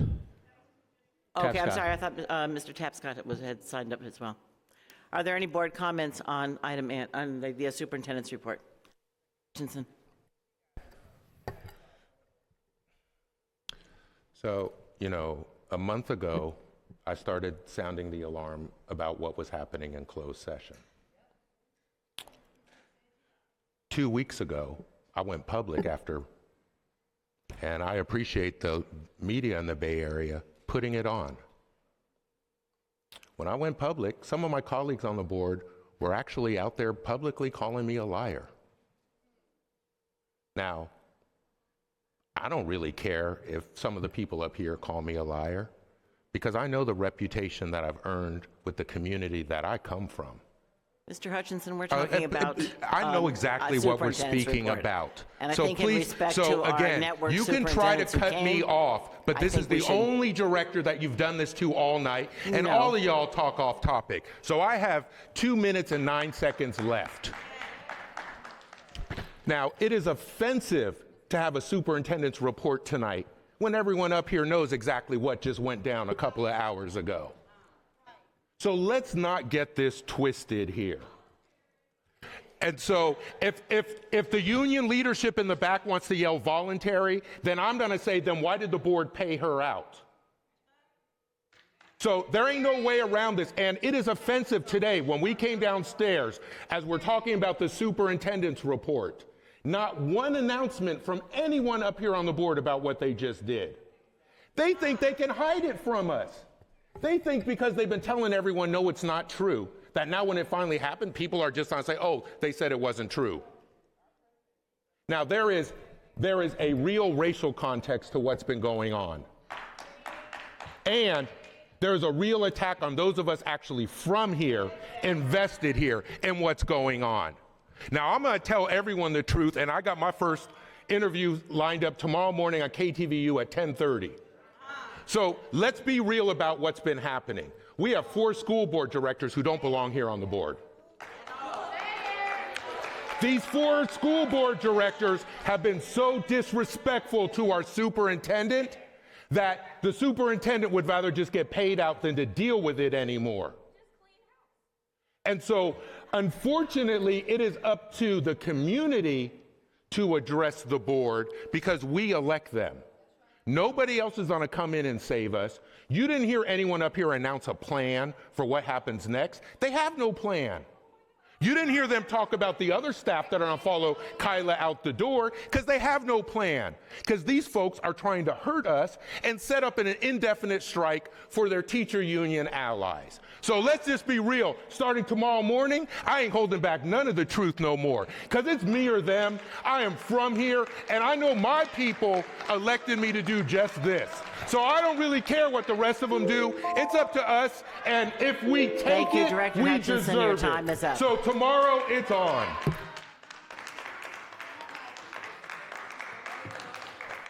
Director Batchelor. Thank you. I'd like to be respectful to the folks that just presented and speak to the item that's on the agenda. So I would really appreciate. Superintendent, don't put your finger up to me. Speak to the truth. How about that? If I'm allowed to Excuse me. speak. Excuse me. So let them tell you their lie. Excuse me, Director Hutchinson. Or are you going to do something? Director Hutchinson, you're out of order.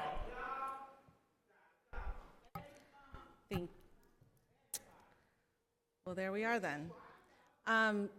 So yes, I'd like to thank the presenters that spoke earlier. I guess I just have like a quick naive question around how the elementary school networks are put together, because I do know that some of my school sites are in Network 3, but like I said, 2, 3, 5, 6, and 7 are all put together. So if I could just get a quick answer to that question. And I would really like to thank Director Hong for his words, not only around like the meticulous work that your network is able to do with our middle schools, and I can't wait to continue to showcase that because I think families would really understand the supports that they have in our middle schools if they knew more about those programs. And I've seen that firsthand at Urban Promise Academy and at UPA and at other places. So that's the same school, at United for Success and other places. So I really want to appreciate you for that and just bringing that perspective to the work that you have going on. So yeah, if you could answer my quick question about the networks. Hi everyone, I'm Sandra Aguilera. I'm the Chief Academic Officer for our district. And the networks are 3 elementary networks. They have been historically formed in the way that they are formed now. We wanted to make sure that there was a mixture of schools in each of the networks. And so, I got distracted. So that's how they have been historically formed. We do make changes. A couple of years ago, when we had some leadership changes at the network level, I did, make the change to have a couple of the networks move into a different network because we needed more stability and some more support for certain schools. So because we had a vacancy, I did recommend to our superintendent to move a couple of schools around. It's usually not done like that, but we have traditionally wanted to have networks be a set of diverse schools. That's how it has been traditionally. And just one last question. I see that our CCPA Life and the other 612s included in the middle school network, or are they part of the high school network? High school network. Okay. I'd like to see how our middle school network can support them as well, because again, I just love the energy so much and like all of the different pieces that Director Hong presented, and I think it would really strengthen their networks or their school sites if they were able to have some of that support. But I'm sure with the high school network comes up, yes. yeah. Yep. Are there any other board comments? Yeah, I just wanted to congratulate you all for the work that you shared today. I know there's a lot of work to do, but we can't do the work we have to do ahead without acknowledging and celebrating the wins and, you know, leveraging those lessons for future. I have a question along the same lines, which is, how do the networks collaborate with one another, given that elementary schools and middle schools and high schools are represented through each network? And specifically, I noticed in the slides that there are a different set of priorities for every network. And so how do you, sorry, you were going to say something. No, I was jumping in before you finished your sentence, so I apologize. Yeah, just wondering how you maintain alignment when there's, you know, it seems like there's a different focus for each network. Just one piece for the last part of your question. These are different grade spans. So you'll see for our K-5 networks, they'll have the same priorities. And then middle school is more particular to the middle school context, and the same for high school. So you will see differences around the grade spans, same general areas, but different targets because they have a different context. But all of our elementary have the same priorities that you saw today. The same, essentially. We have the same priorities, we have the same coherence framework, and we deliver the same professional learning, but it is a little differentiated depending on what schools need across our elementary networks. We do a lot of work to align TK-12, PK-12 actually, where we do alignment with both cascading priorities, where we're thinking about like, what would this look like at kinder entry level, a fifth grade leaving middle school, an eighth grader leaving a fifth grader leaving elementary, an eighth grader leaving middle school, and then a 12th grader. So we try to cascade it all the way down through work around our graduate profile. And that's the work that all of the network team does together to try to have that coherence and also consistency for the student experience. One last area is that I do have some particular structures in place to work on these alignment efforts. So I have what's called a division meeting that brings all of our networks and central partners together to ensure that we're all furthering the work around the strategic plan. So many of the updates that you receive from in the superintendent's report come from that work, and we have to have some intentional structures in place. So that happens on Mondays with the CSI division meeting. And then I also meet with the network superintendents to ensure that we're furthering the work, addressing any issue that's coming up in our schools. And that's where we tend to do the most collaboration to ensure that our network soups are aligned in what they're doing.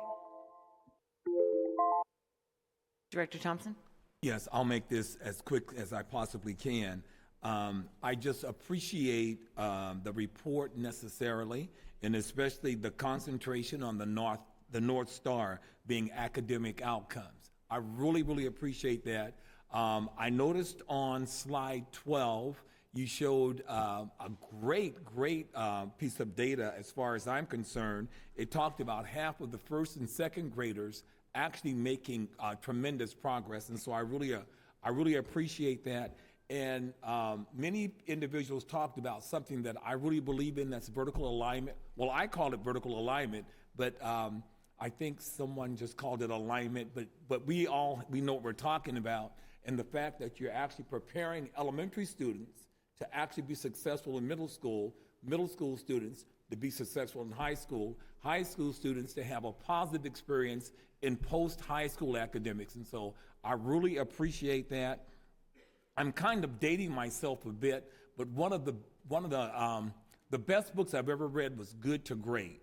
And I appreciate Superintendent Hong when he talked about the fact that there's more movement that has to take place.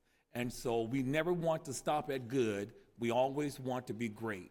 and we're talking about strategies to entice people to come to our district, I think if we move or if we have that mindset, that would be part of what we would do, and that would be the guiding light that would propel us forward and then would also entice more students to come to this district. So thank you very much for leading a wonderful department. Director Latta. Yeah, I think I want to also just appreciate the very clear outline about like leading and lagging indicators and kind of where we're at in terms of progress in the elementary school, and looking forward to seeing more from the other networks. I also want to, shout out the middle school network. I have a 7th grader at West Oakland Middle who I have seen the changes over the last 2 years at that school. We've had a huge decrease at that school in chronic absenteeism, which I think has really made a huge difference in kind of just the cohesion in that school. And having been at the Taste of the Black Diaspora event and a bunch of the other events, I think it's also a great example of a lot of the work that is happening at a lot of our schools that is really not highlighted enough. So I appreciate you all bringing some of those specifics, and looking forward to more. And thank you all for the work.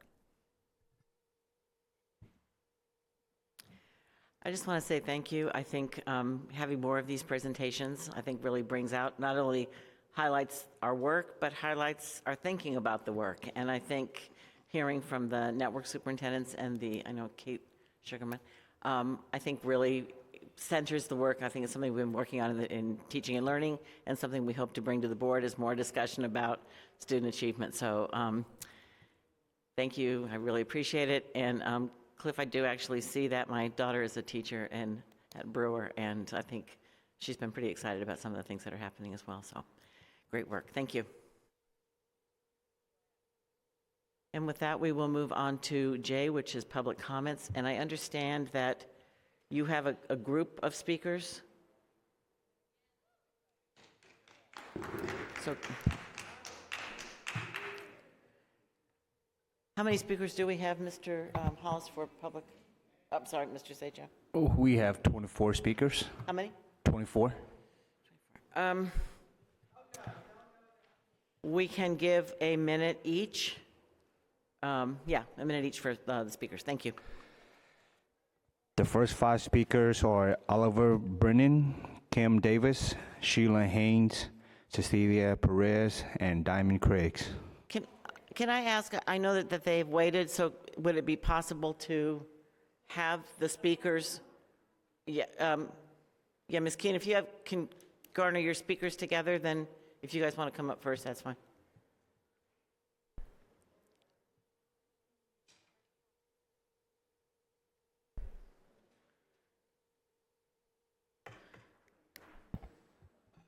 And again, I'm looking forward to hearing.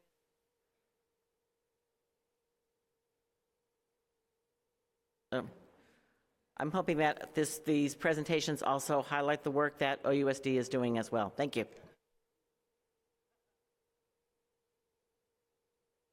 First speaker, please. Good evening. My name is Cecilia Perez Cervantes, and I was born and raised in the town, and my family have no plans to leave anytime soon. We are here as FIA, Families in Action for Quality Education. President Brohard, when I reached out to you to give a courtesy heads up on what we were planning to come tonight, you told me that it would be inappropriate for us to come as a united community of hundreds of Oakland parents, grandparents, students who are concerned about the quality of our kids' education because there were other important things on the agenda. We came anyways because 80% of our black and brown students are getting left behind.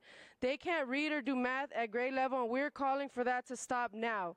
This is deeply rooted for us, as many of us did not get a quality education, and the same remains true for our kids that give up on school, feel left out, and not seen because the education system is not set up for them to succeed. We are called to lead because our kids are brilliant, but they deserve to be able to read and do math at grade level and to be prepared to go to college when they leave Oakland schools. Board members, we need your courage and your leadership and your willpower to reach these goals. If we continue improving at our current rate, it will take 4 generations for all of our kids to be at grade level. We cannot wait. We will not wait. I'm really going to ask that people honor the 1 minute so that we can entertain all speakers. Thank you.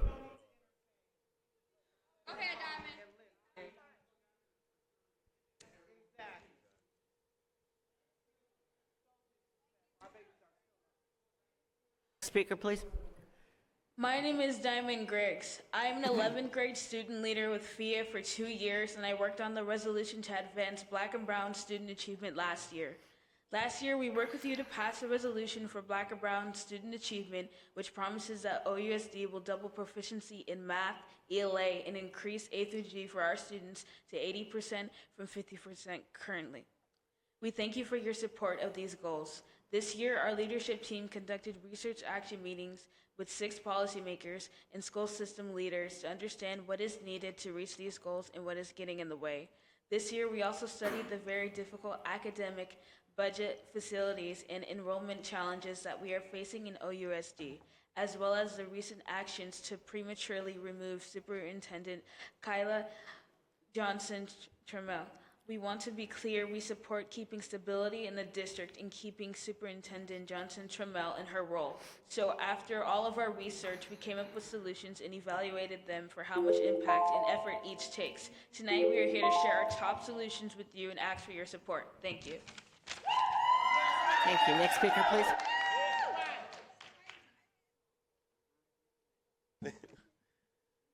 Good evening, board members. My name is Corin Foster, and I'm a father of 4 students in OUSD. As a parent in elementary school, I have dedicated myself to making sure my daughters and son receive a different experience than I did. Yet I did not know much about my child or how my child's school is performing through Lift for Literacy and programs like FIA. I've learned so much more and learned how to help them and help the school help them succeed. That is vital information that should be easily available to every parent, and this is why I support demand number 1. Parents must know. Board, we call on you to adopt a policy so that all Oakland schools have an expectation system and supports for establishing parent-teacher relationships and homeschool collaborations. Our schools also need data transparency. We ask that all schools post data on their front doors or school website pages. None of us can do it alone, and we can't take action unless we know the reality. Board, we need you to set this policy so that all schools can put their attention towards helping every parent become a partner in their child's education.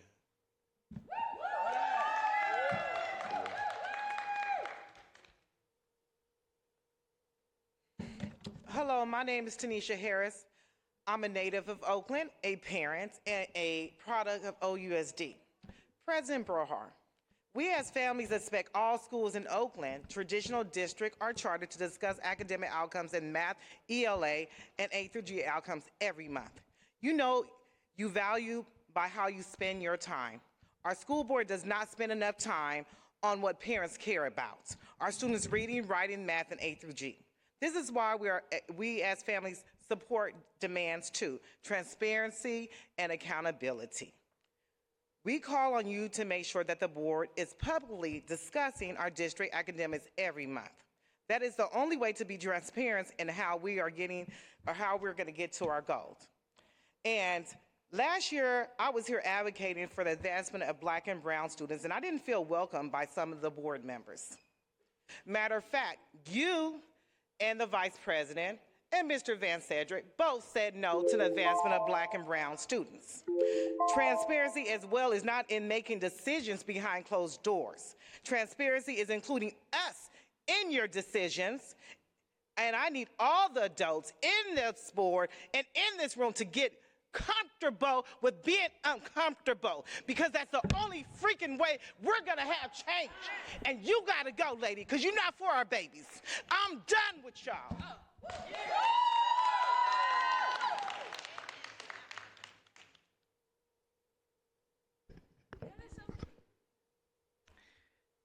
Good evening, board members. My name is Sophia Allgood, and I'm a single mom of 3 Black and Brown sons.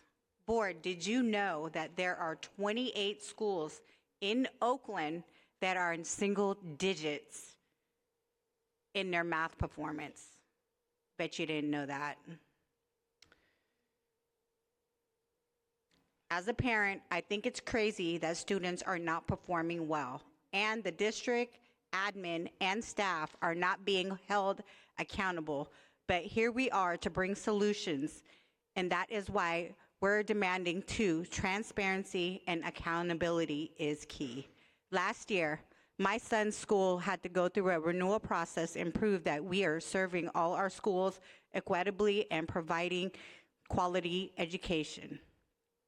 We are demanding that Oakland Unified School District schools, especially underperforming schools, go through a renewal process. For schools that are not providing quality education, they should be redesigned and or merged. As a parent, we know our kids only have one chance to get their education, and we won't wait 4 generations for all these schools to be improved. I call on you as a board, as a school board, to hold all schools accountable for the student outcomes. Thank you.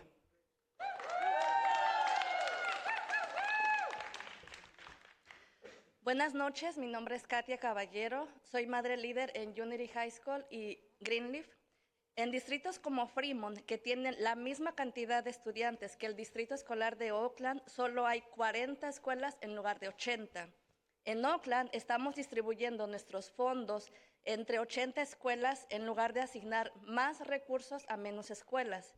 Actualmente en el distrito de Oakland tenemos 9 escuelas con menos de 200 estudiantes. Necesitamos que la Junta considere un número realista de escuelas para que puedan obtener los recursos que necesitan. Nuestro presupuesto distrital es deficitario y gastamos más de lo previsto cada mes, pero nuestros estudiantes no se benefician. Nuestro sistema está diseñado para los resultados que estamos obteniendo. Solo 2 de cada 10 estudiantes afroamericanos y latinos pueden leer a nivel de grado, y esto ha sido así durante los últimos 8 años. En mi escuela, ayudé a informar a los padres que menos del 20% de nuestros estudiantes pueden leer a nivel de grado. Estamos intentando hacer algo, pero realmente necesitamos que ustedes, al más alto nivel, actúen para cambiar el sistema y el número de escuelas. Con menos escuelas podemos tener los recursos para hacerlas excelentes. Can we have a translation, please? Just a minute, we're going to have a translation. Thank you. Yeah, okay. Good evening. I am a parent leader. My name is Katia Caballero, and I am a parent leader, mother leader in Community High School and Greenleaf. And I know that we need to establish, and I apologize. We have students at Fremont. We have schools at Fremont. The school district in Fremont has 40 schools. Meanwhile, Oakland has 80. And yet they have the same funding. And so today we need to, sorry, the interpreter has a little bit of technical issues. I apologize. Okay, so we need to establish, we need the board to consider a realistic number of schools so that we can obtain the funds that we need. Our district budget is in a deficit, and we are spending more than we earn every month. In order for our students to benefit, we need a system that is more realistic. I work in my school, and in order for our students to read at a grade level, we need to do something. We really need to change things at a different level. I work as a parent leader in my school, and I inform parents about how only less than 20% of our students are reading at grade level. And so we really need you at a higher level to do something, to take action, because if we continue having this system and this same number of schools, things are not going to work. We really need to recognize and make changes. Thank you. Next speaker. Thank you. Good evening, board. I'm not even going to bother introducing myself. This minute is not for me. It's for one of my students that didn't have a chance to speak tonight because of the changes to the schedule. And I will want to say I appreciate most board members at least looking up at us while we're speaking. Valerie's been on her laptop this whole time while we have parents up here speaking.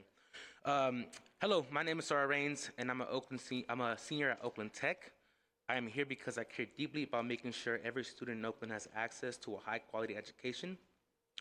I've been fortunate to be part of programs like Peer Forward that help students prepare for college, and those supports have made a big difference in my life. But I know too many students who haven't had the same access to resources, and that's not fair. That's why I stand with demand 3, we can't wait, redesign for the present and future. Imagine if every OUSD school had 400 students, that would mean $16 million in funding. With that, our schools could finally have things students need: more mental health support, restorative justice programs, college and career guidance, after-school programs, art, music, and sports, and better pay for staff who show up for us every single day. We're asking you to redesign the system, not just for the future, but for right now, because students like me and so many others can't wait. Thank you. Thank you. Next speaker, please.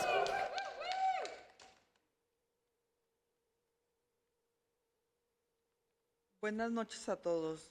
Mi nombre es Mayra Gudiño y soy madre de CCPA y Bridges Academy. Miembros de la Junta, hemos estado estudiando estos temas durante más de 2 años en el 2024. Aprobaron la resolución para promover el rendimiento académico de los estudiantes afroamericanos y latinos. Felicitaciones porque la finalización de los cursos de la A a la G mejoraron en el OUSD. Sin embargo, en la lectura y en las matemáticas siguen estancadas para nuestros estudiantes afroamericanos y latinos. Esta noche les pedimos que tengan la valentía de priorizar la lectura y las matemáticas en los cursos de la A a la G de nuestros estudiantes. Les pedimos a los directores que apoyen nuestras demandas, incluyendo mejorar la colaboración entre maestros y padres en todas las escuelas. Los padres deben conocer los datos y dejar las calificaciones en claro. Ustedes como Junta deben unirse y discutir estos datos mensualmente. Si quieren que esta escuela cambie, deben ser el cambio ya. Gracias. And we have translation, please. One moment, we're going to have translation. Hello, I am a mother leader at CCPA, and we have been studying this subject for more than 2 years. A couple of years ago, you approved the resolution for improving the academic outcome of Black and Brown students, and I congratulate you for the improvement in the results of A to G requirements. However, math is still a stuck for Black and Brown students, and tonight I ask you to be brave and to prioritize reading and math for students and the A to G outcomes for students. And tonight I ask you to support our demands and to improve the collaboration between parents and teachers in all the schools, and also provide parents with all the data. We need to work together, and you need to have these conversations on a monthly basis. If you want change, we need to change. Next speaker, please. This is a call to action. I am Leela Wiley Booker, a product of Oakland Public Schools, including E. Morris Cox, Elmhurst, and Castlemont, and I thank each of you for your service. However, it's time to make a change. As a mom, I'm coming to you and sharing that I'm making a change and getting more involved in my kids' education. Can you make a change and put our kids reading math and college access first? Making a change is hard, but you can do it. We call on you to implement a renewal process for all schools, especially ones that are not doing well. Merge and redesign schools so they can better serve students. Except that Oakland needs less schools than it has today. Why are we starving and cutting school budgets when we could increase resources if we have fewer schools? Additionally, we are in support of prioritizing as much stability as possible in OUSD and keeping Superintendent Johnson-Trammel in her position and being transparent with families and communities when decisions like this are being made. Board members, tonight can be the night for board members to change the benefits for all kids. Do the right thing. When family rise, Oakland rise. When family rise, Oakland rise. When family rise, Oakland rise. Thank you. Next speaker, please.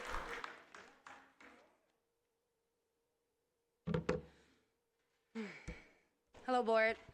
Thank you so much for your time. My name is Vivica Ecoy Walton. I am a parent, community member, and a family and community organizer with Families in Action for Quality Education. I'm speaking today as a very concerned member of this community, deeply upset by the recent decisions made by the school board to force out the superintendent without any form of public transparency or input. This decision made behind closed doors raises serious questions about the integrity of this board's process and the trust that we all as constituents have placed in you as public officials. Removing a superintendent who is a key figure in shaping the direction of the district should not be done lightly. It is an action that impacts not just this administration, but the entire educational experience of our children in Oakland. You owe it to us to justify your actions thoroughly and openly. Without this transparency, it's hard not to question the motivations behind this decision or the allies that paid for your campaigns. Not having parents involved with such a critical decision undermines the very foundation of the public education system. The community should have a voice in this process. To operate without our input is a disservice to the people who voted you all into leadership. We deserve clarity, honesty, and above all, accountability in all decisions that impact our children's education. Thank you. Thank you. Next speaker, please. Thank you, OUSD parent of two. Last August, when Superintendent Johnson-Trammel signed a 3-year contract, which was a 2-year extension from this school year, we were fortunate that we could use these 2 years to do a deep and wide search to find a successor. A robust succession plan. What is happening now? The joint statement email arriving in inboxes all over the community right now is a load of baloney. It's sugarcoating the termination of a 3-year contract we signed just 9 months ago, as if it's all a happy agreement. Will we find a new properly qualified person to succeed our superintendent by July 1st? In 2 months instead of 2 years. What does an interim superintendent mean? Will this person become the actual contracted superintendent? When? Will it be a 3-year contract? Will you terminate it after 9 months? Will we stay solvent after July 1st with lots of challenges still remaining, as mentioned just now in the Fiscal Systems Audit Report? If we do not because of instability, we can look back to a very poor decision taken tonight behind closed doors. Thank you. Are there any other speakers? We have one online as well that's been waiting. Do we have speakers online? Yes, next speaker, Kim Davis, Sheila Haynes, Carmen Jimenez, Stephasia Ecoy Walton, Jorge Lerma, Ben Tapscott, Kerry Kaufman, Ronald Mohammed, Asalo Labala, Ivy Ranger, Mortel Price, J.D. Willison, and Jack Nelson. I will go ahead and allow Sheila Haynes to speak. If you can unmute yourself.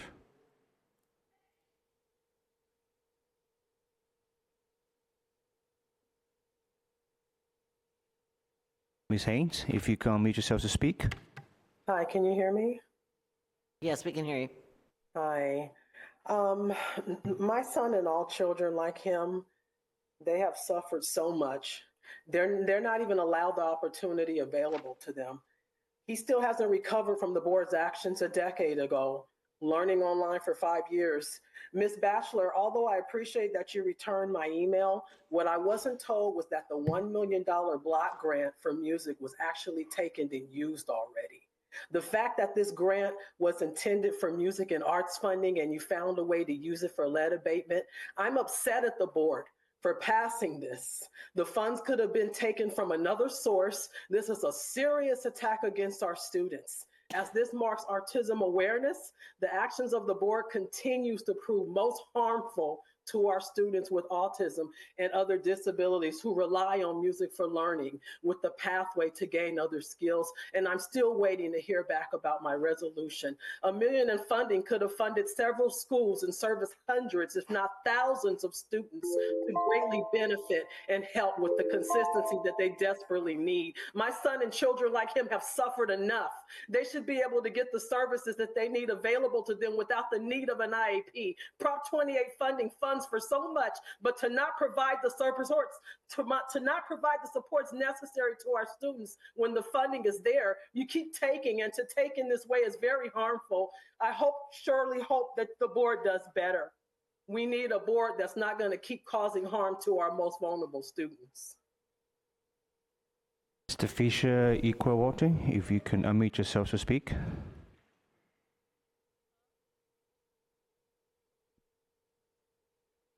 Thank you. Good evening. My name is Stefisha Equoy Walton, and I'll just start by saying that it's already widely known that Black women in executive leadership positions are held to a higher scrutiny and that they face like harsher consequences for perceived shortcomings. But like now, it's y'all turn. Jennifer, Valerie, Cedric, Rachel, there's going to be a lot of faces on signs. Y'all said y'all didn't like y'all faces on signs last time we came, but we coming. I would like to say that like your actions are weak, but like that's a little bit too kind. I'm realizing that it's really your character that's weak. And the necessity like for you guys to remove Kyla, it really just perpetuates a cycle of the presence of a Black woman being perceived as a threatening power to a white supremacist plan. And for me, that's a plan that at this point includes an Uncle Tom. And so I'm sorry for my harsh words, but I got to point out the fact that less than 2% of superintendents are Black women. And before y'all spoke today, that 2% number we just had to deal with. After y'all spoke today, that number went down a little bit more. This reminds me of how pioneers like Septima Clark and like Mary McLeod Bethune were like dismissed and marginalized despite all of their historic contributions. That's exactly what you guys are doing. And like the last thing that I'd like to say to you guys is that like the representation of Black women in leadership, it really does lead to the improved outcomes of our students, especially our Black students. So you got to ask yourself if what you have just done is truly equitable. And when you go to sleep tonight, I want you to ask yourself, do you really care about Black kids? Do you really care about brown kids? Because your actions don't say that you do. Next speaker, please. Hi, my name's Kerry Kaufman. I'm the president of the United Administrators of Oakland School. I come here to speak to you guys concerns UAOS members have been experiencing all year. It has persisted and it has gotten worse. OEA leadership has consistently and inappropriately targeted site administrators in serious and unsafe ways. Site administrators have been intimidated, retaliated against, had campaigns targeting them, providing false and inflammatory information, and threatened them with physical harm by OEA leadership. Our members have been targeted with language such as, I'm going to kick her ass. We will find you in the community. And more recently, we control the board. We got Kyla fired. We can get you fired. These behaviors have been conducted and encouraged by OEA leadership. It has led to multiple complaints being filed, multiple workplace violence claims being filed, and has created unsafe working conditions for our members who don't feel safe walking to their cars at times due to this. They make threats, and then they return to our sites and intimidate our site administrators. It happens over and over and over again. It is wrong, and it takes the focus off of our students. OEA leadership has asked for de-escalation, but all they have done is escalated.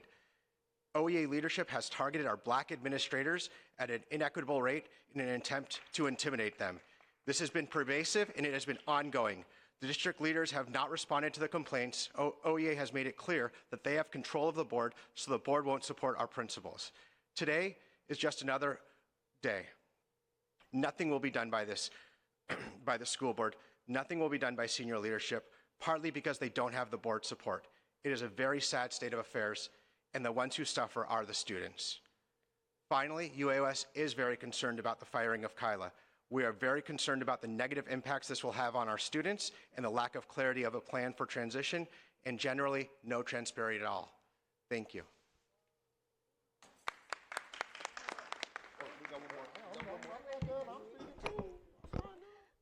I am deeply concerned and disturbed about the actions and behaviors of adults on. Carmen Jimenez, speaking as Carmen Jimenez. I am deeply concerned and disturbed about the actions and behaviors of adults on our campuses. As a former student leader who has sat on the school board, I am well aware of the actions and behaviors of adults that manifest during times of great stress and uncertainty like now. But even so, this does not justify them. In my senior year of high school, I was grabbed by a school board member when their emotions got the best of them. Luckily, I had a community school manager who made me feel safe. It was a traumatizing event and in all honesty made me want to never return to this space. I am noticing similarities in recent altercations and I am disappointed at how adults, colleagues are choosing to act. It is important to protect all staff, including our principals. I do not want to normalize this behavior because it is not normal, and we as adults need to model how to navigate through conflict respectfully and safely. Just as we continue to hold our students accountable for their actions, we need to hold ourselves, the adults, accountable as well. I choose to return to this space because I do not want anyone to attack, threaten, harm anyone. We need to do better. How dare we encroach in the safe spaces of our young people? I do not want OUSD to become a space where students and adults feel unsafe and belittled. It is not normal to want to threaten people. Thank you. Praise God. Thank you. Greetings, my name is Martell Price, and I'd like to say that I've been associated with OUSD for 38 years, 13 years as a student, 17 years as a teacher, and the last 8 as an administrator at Oakland Technical High School. I came here this evening to express my dismay and sadness around the attacks on one of Oakland OUSD's own, Nydia Baez, the current principal at Fremont High School, who I personally believe is one of the best principals in OUSD. It saddens me that one of Oakland's own principals, a former student at Fremont, a former teacher at Fremont, is being vilified around a decision that was made in the best interest of our children and the school. The fact is, Nydia Baez bleeds green and gold and cares more about that community more than anybody I know, except for this man. And to hear her motives and decisions be questioned is sad and upsetting. As a former teacher in OUSD and a current parent and administrator, I would rather see those who are selling her abilities and job performance to focus on ensuring that all of its members are fully and properly credentialed. As we all know, this is such an important requirement for teaching, as it is a profession where training and professional development and growth and success are critical for success. Please stop or cease with the attacks and let's focus our energy elsewhere, like on our rogue president, or on how we can improve literacy rates for all of our students across OUSD, not tearing down one of our own. Let's go OUSD. Appreciate y'all for being here and taking it all.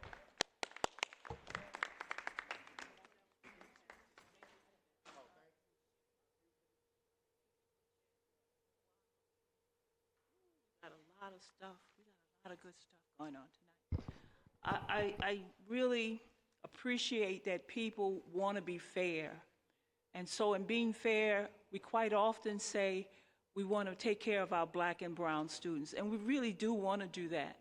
But we have some inequity going on related to our black and brown students. So you have a Department of English Language Learner administrators. You have 23 administrators related to serving our brown students. You have 5 language specialists. You have a director of coordinator in multilingual programs. You have 7 newcomers focus administrators. You have an interpreter.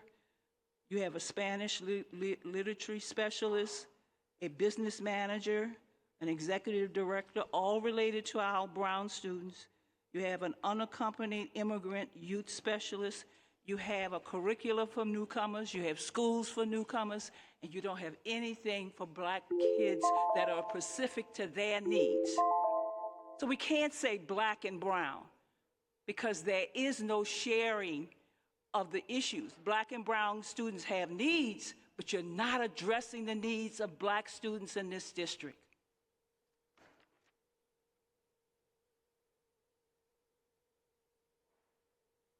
Next speaker, please. Hi, thank you. I think one thing, that allows for any public body to maintain its legitimacy is for that body to be able to explain its decisions to the public, especially a major decision like the separation with the superintendent, especially when that contradicts a recent board decision just 9 months ago. So can we expect an explanation? Because I'm trying to figure it out, right? I mean, I don't think it's because of performance. All the numbers that we see continue to bend upward. The report from the financial auditor specifically mentioned, long-standing and stable leadership as one of the attractions of this district. When you read the report from the bond agencies, it's the same thing that they mentioned. That's an attraction, that keeps our borrowing costs lower. It's actually the capriciousness of the board that raises the borrowing costs. And just from a common sense perspective, I mean, there's a huge, complex organization. It would seem like institutional knowledge and long-standing relationships are essential. So I can't figure it out. We had one director up here saying that it was for the political expediency of some of the board members. That's the only explanation we've heard. Please disabuse me of that. I hope that that is not the reason. That would be a shock. That would be a scandal. And don't let us leave here today thinking that, please. Thank you. Thank you. Next speaker, please. Hi, I'm J.D. Wolashin. I'm a parent of two sixth graders in OUSD. And I know there's obviously a lot of people here that are believing the narrative that's been weaved by the board member who violated the Brown Act and manipulated the press. And the announcement tonight of a voluntary separation and the joint statement sent out on Parent Square tells me that there was indeed no actual ousting, but a voluntary separation. And I am also wanting more information, but I think that this accusation that this board has been nasty, coming from the one person on the board who has displayed nastiness and disrespect, is laughable. And so I just want to say that you all should be proud of yourselves for bearing this with such grace and non-reaction, because not sure I could do the same. Thank you. This is our last speaker. Hi. Tough meeting tonight, but at least mine's mostly positive. I want to thank, he's not here, Mike Hutchison, John Sasaki, and Mr. Dexter Moore, and of course, Ms. Kyla Trammell Johnson for, she wrote me a thank you today. I got money sent from one school where it didn't belong to McClymonds, Castlemont, Skyline, and Oakland Tech. And I'm very happy about that, very happy that it came out that way, because I lost a lot of sleep over it. This took over a year, but it's done, and I'm very happy. I'm also, Ms. Barrett and Ms. Batchelor, I appreciate the facilities meeting last week. It was really good. And I hope that you guys talk over the John Beam, Fardella possibility for the naming of the complex up at Skyline, and look forward to hopefully do a presentation maybe May 13th or 27th. Thank you. Thank you. Checking if Ben Tapscott's still here. Okay, thank you. That's it. That concludes public comment. Our next item is the vote on the student consent report. Do we have a motion to accept the student consent report? I mean, student discipline report, sorry. Yes, I motion that we accept the student discipline report. Second. I'm assuming there are there's a public comment on this. Do we have any speakers on Yes, we have Salo Labala and Bim Tapscott.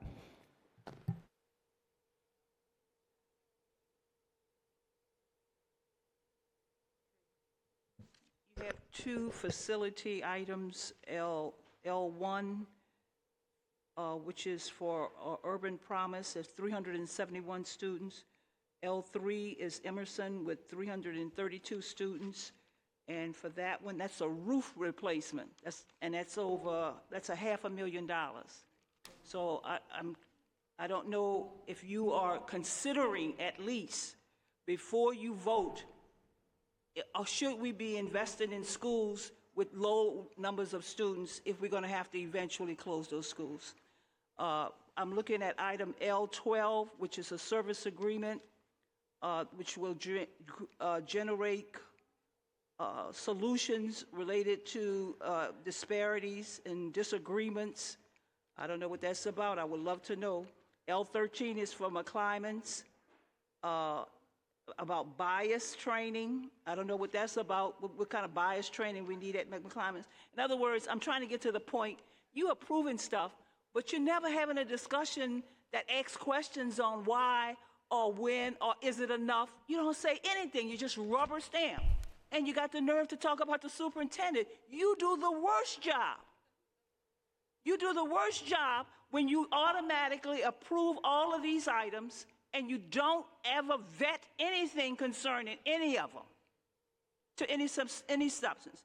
Then you have Rugsdale, and that's L27 and L37 enrichment at the international school. And that goes back to my point. You spend a lot of time embracing, helping our newcomers, our refugees, but you don't ever have anything of substance that collaborative looks at what we can do to help African American students. Then you have the Proposition 39, that school, Jefferson, an excellent school. Why don't we have a school for the placement of Bush students? Why do we not have a place for them?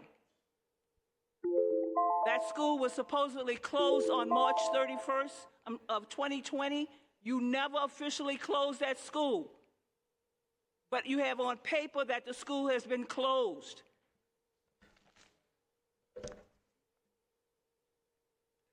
I want to apologize. I think I said consent items, and I meant the student discipline. I apologize. So we're actually on item K. And that was my fault. I said consent items, so I apologize. Item K, and I said instead of discipline, I said that. So, are there any comments on item K, which is student discipline?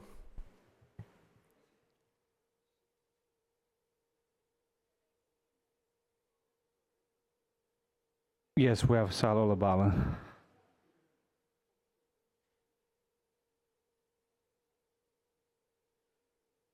Mr. Lobato, do you have a comment on item K?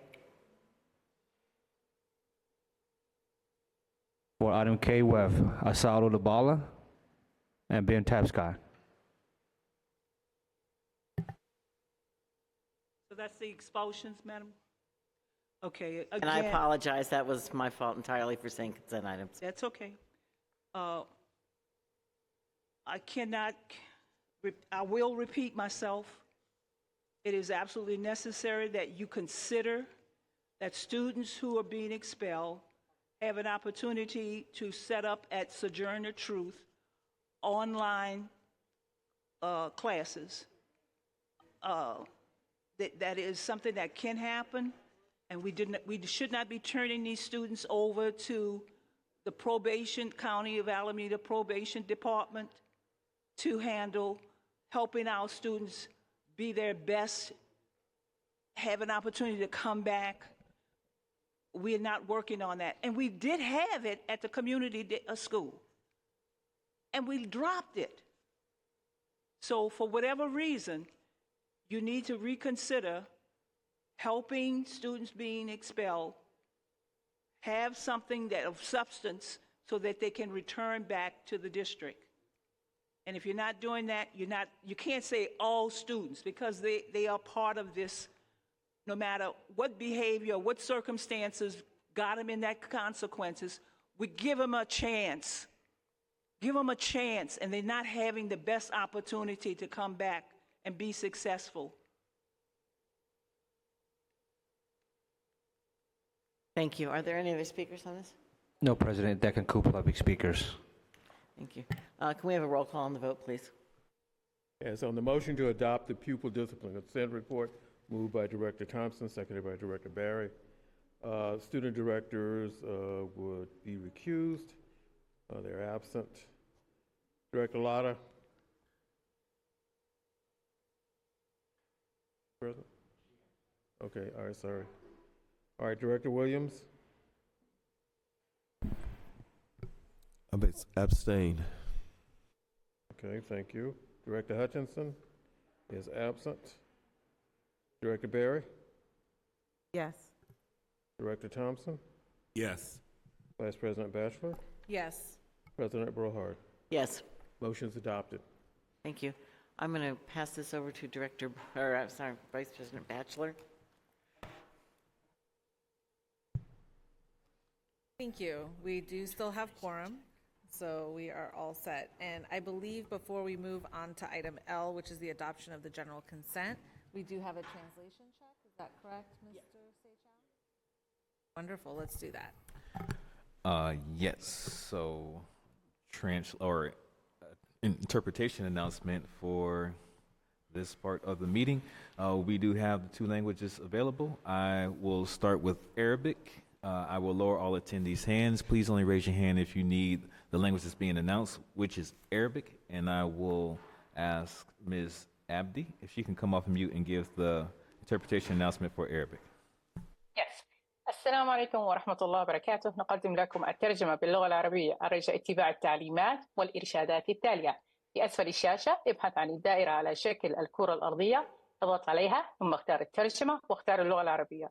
أما إذا تستخدمون الأجهزة الذكية هناك 3 نقاط في أسفل الشاشة عند كلمة مور اضغط عليها واختار الترجمة. الرجاء كتم الصوت الأصلي حتى تستمع إلينا بوضوح وشكرا. Arabic announcement is done. Thank you, Ms. Abdi. Checking the attendees on Zoom to see if there's any hands raised for Arabic interpretation. Seeing no hands, we will not start with Arabic interpretation at this time. Moving forward to Spanish, I will lower all attendees' hands. Please raise your hand if you need a language which is being announced at this time, which is Spanish. And I will ask Mr. Copenhagen if he could come off mute and give the interpretation announcement for Spanish. Thank you, Mr. Howells. Buenas noches. Para saber si hay personas en la reunión que todavía necesitan el servicio de interpretación, por favor, levanten la mano virtual en este momento o escriban en la caja de comentarios el chat que necesitan el servicio. Si nadie pide el servicio en este momento, no se prestará durante la siguiente parte de la agenda. Para acceder al servicio, busquen el icono de interpretación en la parte inferior de la ventana y seleccionen Spanish para español. Si no ven el icono, hagan clic en los 3 puntos suspensivos y verán la opción de interpretación. Thank you. Thank you, Mr. Copenhagen. Checking the attendees to see if there's any hands raised for Spanish interpretation.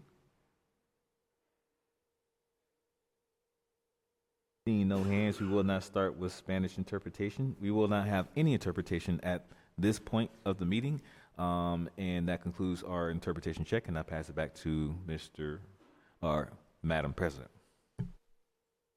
Thank you.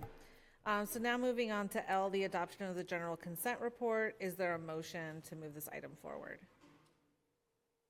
Yes. I move the adoption of the general consent report. Thank you. Is there a second? Second. Great, thank you. I think that's minus item 11, L.25 and L.30. Yes, thank you so much for that. Yeah, so that is minus L25 and L30. Are there any public speakers on this item? Mr. Hollis or Seychelles? Yes, we have Fasalo Lubala and Ben Tapscott. All right, Ms. Osada, come on up.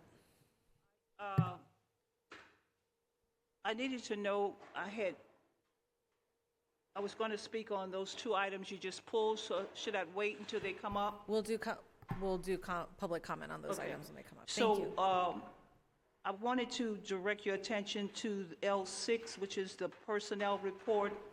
And within the personnel report, it has a new assignment to the Central Culture Climate as a Central Culture Climate Administrator at Cole Administration.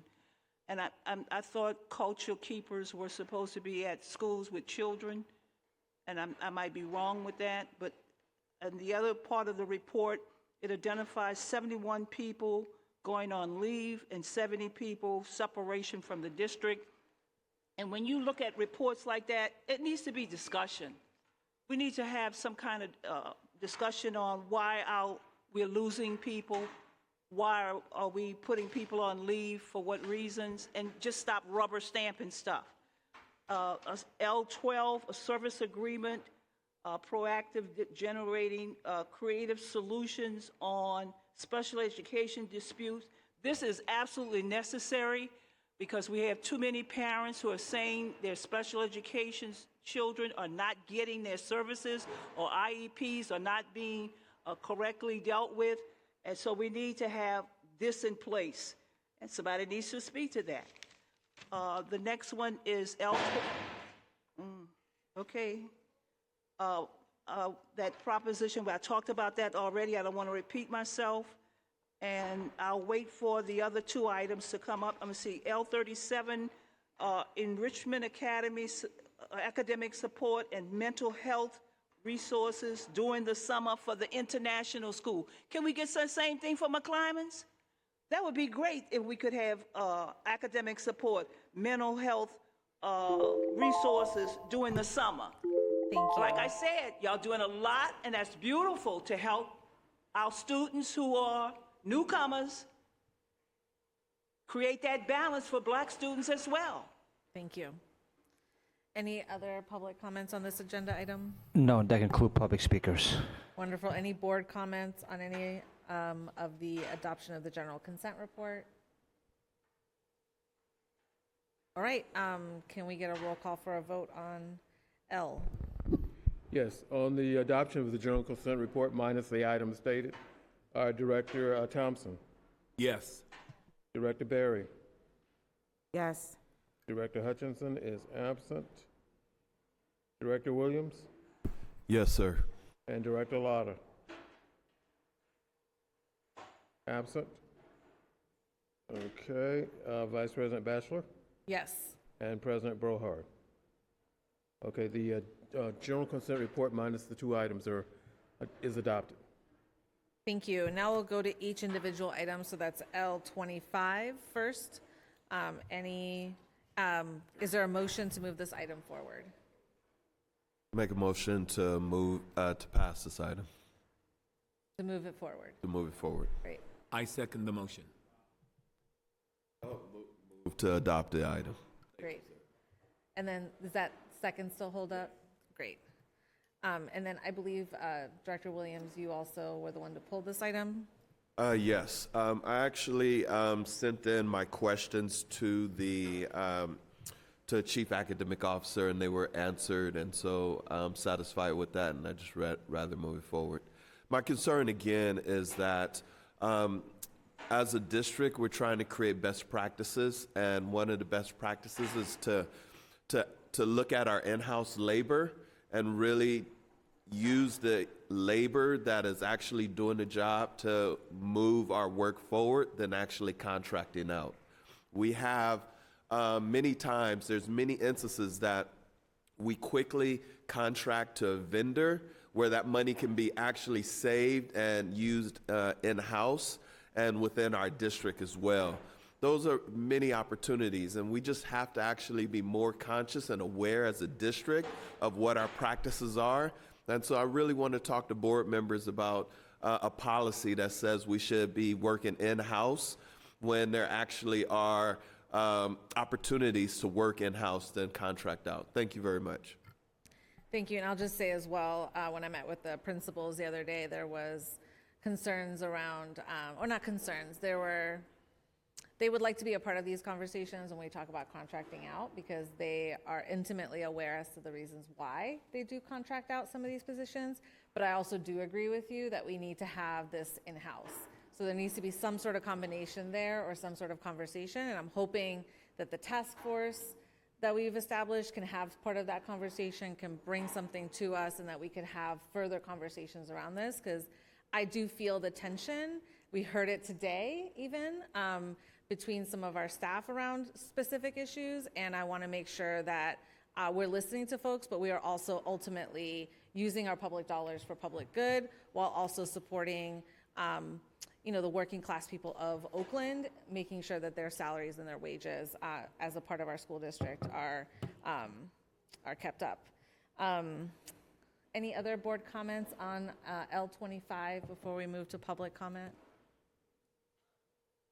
I would say same exact thing. Thank you. Mrs. Sada, you wanted to speak on this item? Is there anybody else? I would recommend extending the invitation for speakers because this item was pulled.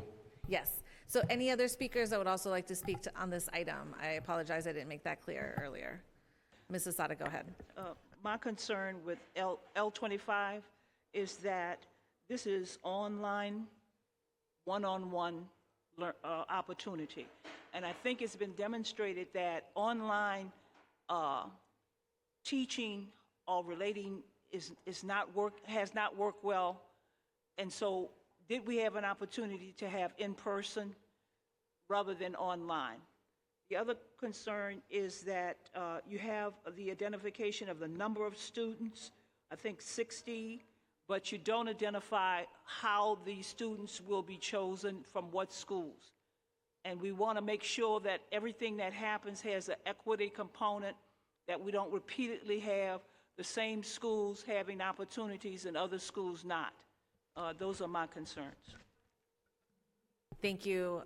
Any other public speakers on L25? Congratulations, y'all approving this before the contract is put in place. Thank you, Mrs. Sada. All right, I don't see anyone in the room. Is there anyone in the Zoom room? No speaker. Great, thank you.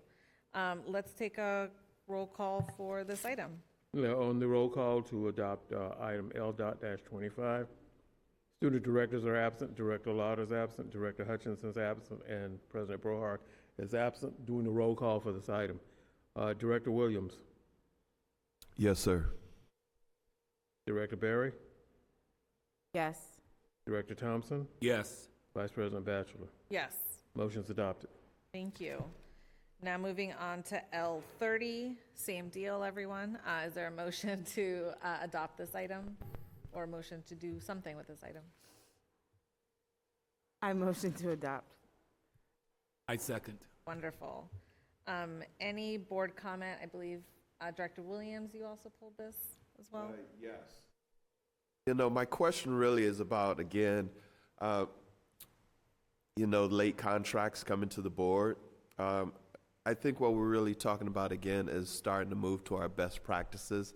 And if we don't call out these late contracts, then they will continue to happen. All I ask is district staff to submit the contracts on time so we can actually do the job of the board. Thank you very much. I concur. Any public comment on this agenda item? Oh, I'm sorry. Any other colleagues? Any public comment? Mrs. Sada, I know you wanted to speak to this item. Yes. Two points of concern. The Spanish-speaking Unity Council.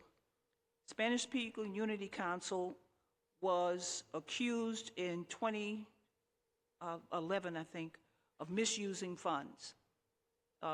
Neighborhood Works America, the funds were supposed to be used for opportunity with housing.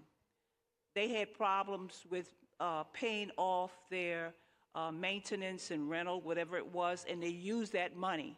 They had to pay back over $500,000 to the Neighborhood Works America, and that kind of said to me, why are we not holding them accountable? We never were held accountable by the city. The other thing is, this is a subcontract. They are dealing with Head Start as a concentration. This is preschool, I understand, but what have you determined that they're doing that you agree that you want to see it being done with them in charge? I don't understand. And I do know that they have the Spanish-speaking Unity Council. I've met with black parents who are saying they are not letting them into the Head Start programs. They're denied opportunities for black parents to be. They concentrate on the Hispanic community. So it's just a lot of stuff that has to be considered, and I don't see you guys vetting items, and I understand what you're talking about, but there's more in depth to this. They have Head Start programs in Concord that they run too.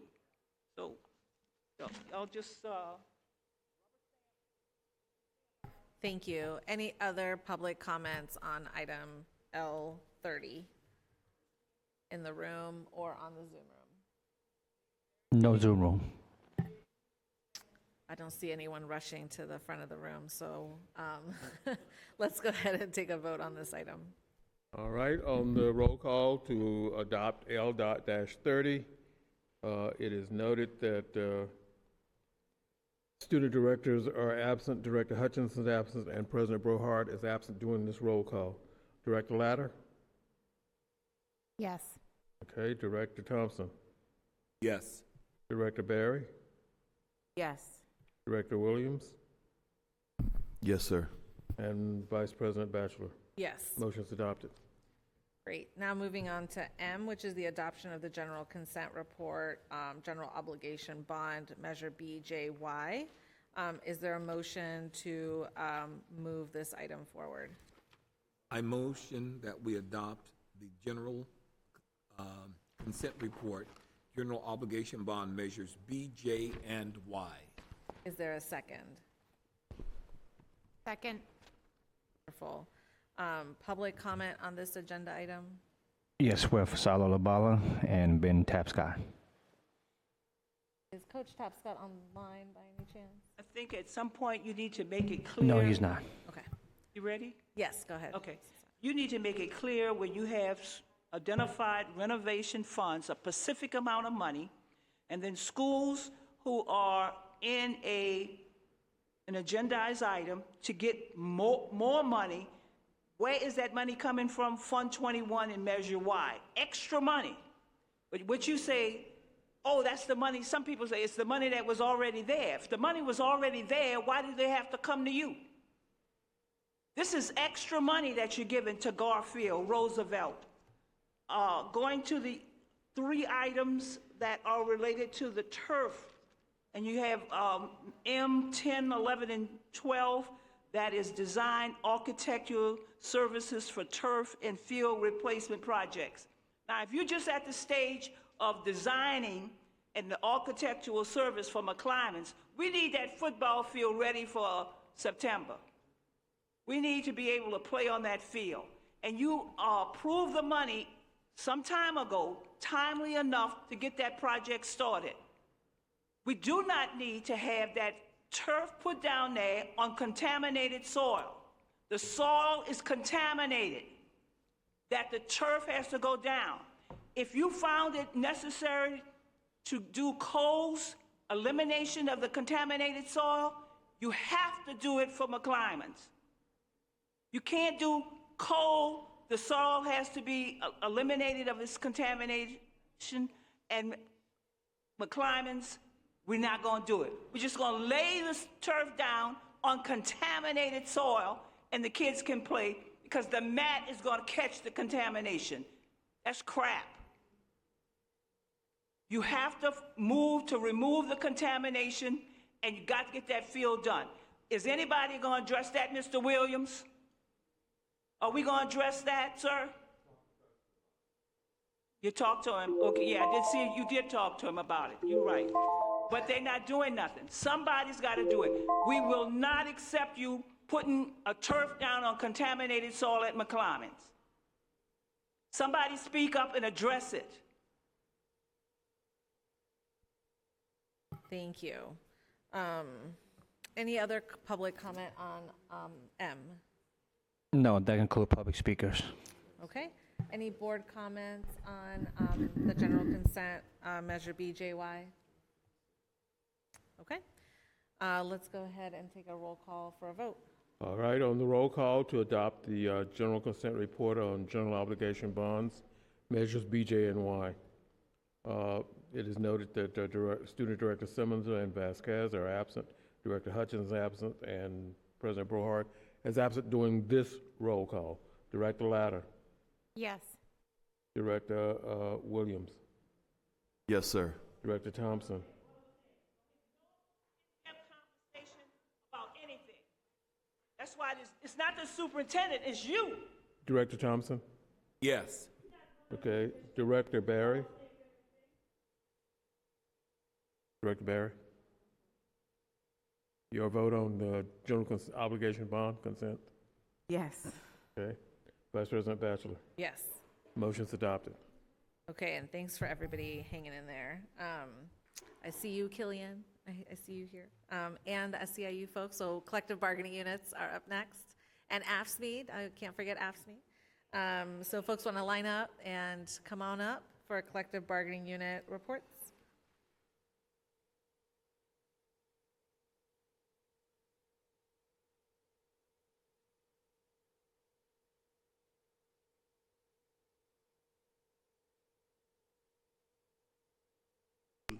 Okay.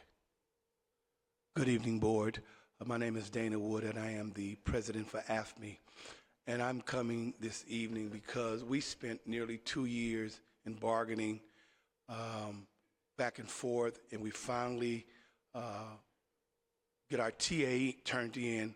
We get it back from the county, and now we hear that it has been pulled. I don't understand how we get this far, and all of a sudden now our TA has been pulled. The county sent it back. So that means that it had to come here. Somebody had it, and it got pulled. The sad part about this is we didn't find out about it till tonight from another bargaining unit. We were so disrespected that no one had the decency to reach out to AFME and say, look, y'all's TA have been pulled.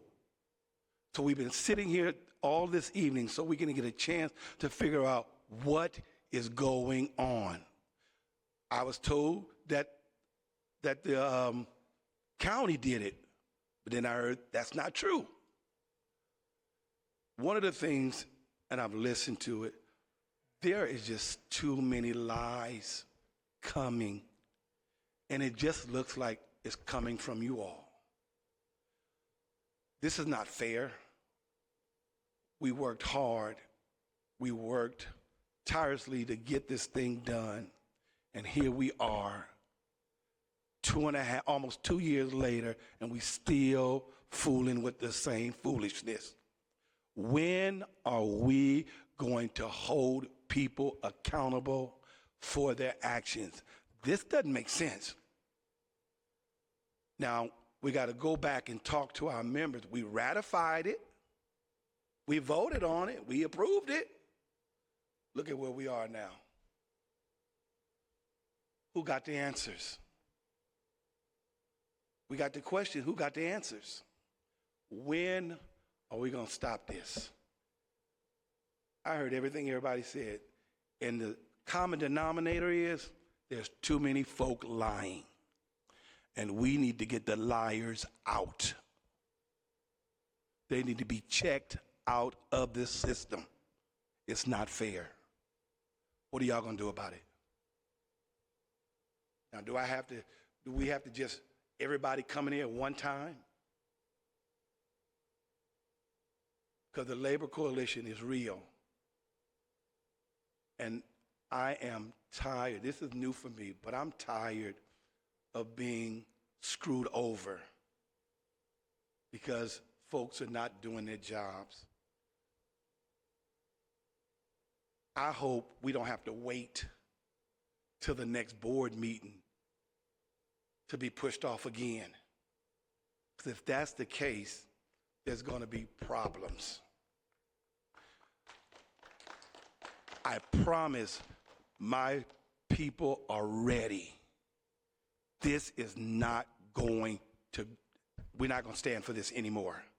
You all have asked me around too long. And I'm here to tell you all tonight, it stops now. Or you all will be cleaning schools on your own, wiping kids' behinds, because we're not going to take this no more. this is it. Figure it out. Again, I don't want to have to come back here at the next board meeting. I shouldn't be having this conversation right now. We should be in here excited about our TA and what's going on. Now, go home and get ready to go to a school site knowing that the work we do is unappreciated because look at where we are. Thank you for your time. Thank you, and I'm sure General Counsel will be in touch with Joe Bates soon. Next. Hi, good evening, Board. Trish Bellinson, SEIU Chapter President, here with our leadership team. Contract negotiations have finally commenced. The SEIU bargaining team formally met with OUSD last week to establish norms and presented a few of our opening proposals for the Oakland School Employees Association and Oakland Childhood Development Paraprofessional Association contracts. The proposals center around non-discrimination, including honoring free speech, in compliance with the First Amendment rights, and increasing new hire engagement with the union. Despite the district's roadblocks to start our overdue contract negotiations, the ball is finally starting to roll. The SEIU bargaining team is united and focused, and we will continue to prepare, plan, show up at the table, and fight for what our members deserve. We offered the district 7 bargaining dates, and the district only agreed to 2.5. SEIU has been working with an expired contract since October 2024. We seek a robust calendar that demonstrates the district's intent to bargain in good faith, and we want a contract that addresses the long-standing needs of our members in a timely fashion. We will not tolerate delay tactics, unresponsiveness, and any actions that disrespect our members. We wish the board had pulled item L17, a service agreement 2024 through 2025 with JCC of the East Bay under Community Schools and Student Services Department. This agreement is coming before the board late as contract work was initiated on April 1st, 2025. Will OUSD ever have their own after-school programming, complete with district staff who know our kids? There are many safety gaps in outsourcing after-school staff. It also seems strange that OUSD, a public school district, would be willing to contract with a religious-affiliated organization, especially one who has their own agenda and provides their own school opportunities, not to mention the exclusionary nature of this particular organization with its unwavering support for Israel. Lastly, this part of the contract was concerning, considering a contractor would be able to decide on current and future staffing. Many district employees take on work with after-school programs to make ends meet.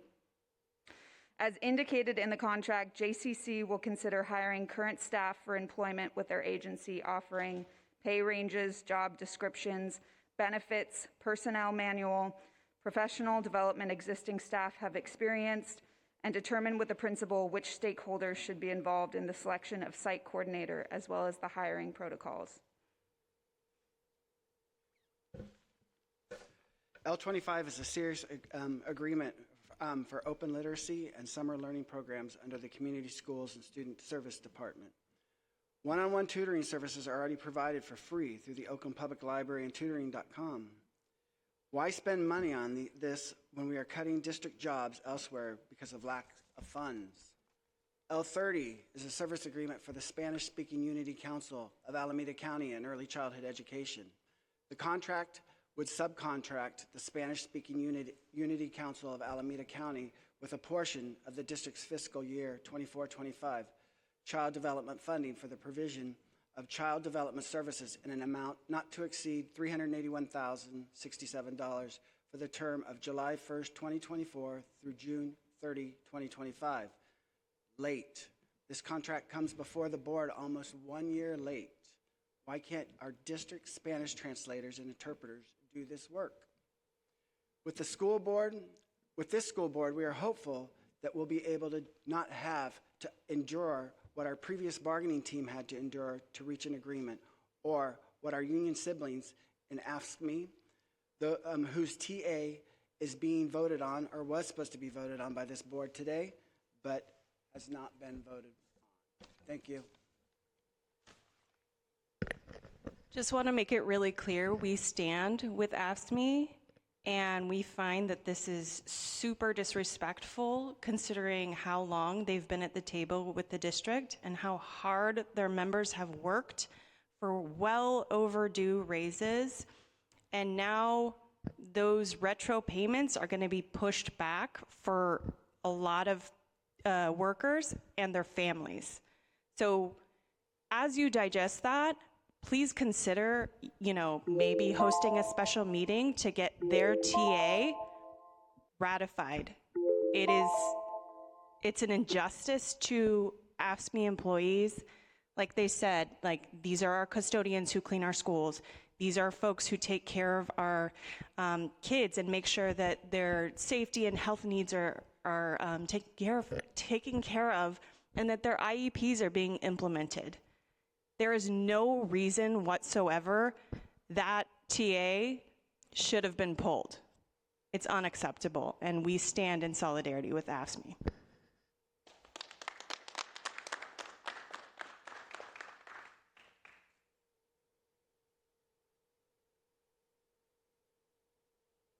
Are there any other bargaining units online? That concludes the collective bargaining units. Okay, moving on to new business. Item S1, report board policy. Students B, board policy 5115, enrollment stabilization. And I believe we have a presentation from Killian Betlatch.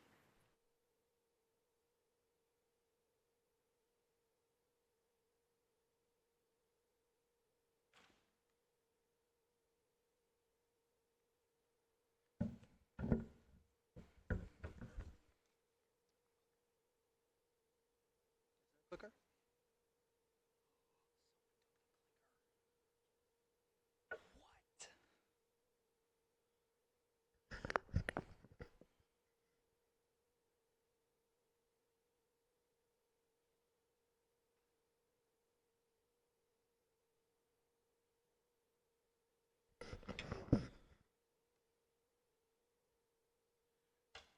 Good evening, board. President Brohard, Dr. Moore. It's great to be here this evening to present to you the annual report of enrollment stabilization, board policy 5115. How much time are we allocating for this? Because I can give you short, medium, long, depending on your mood, your appetite, the hour of the day. Oh, goodness.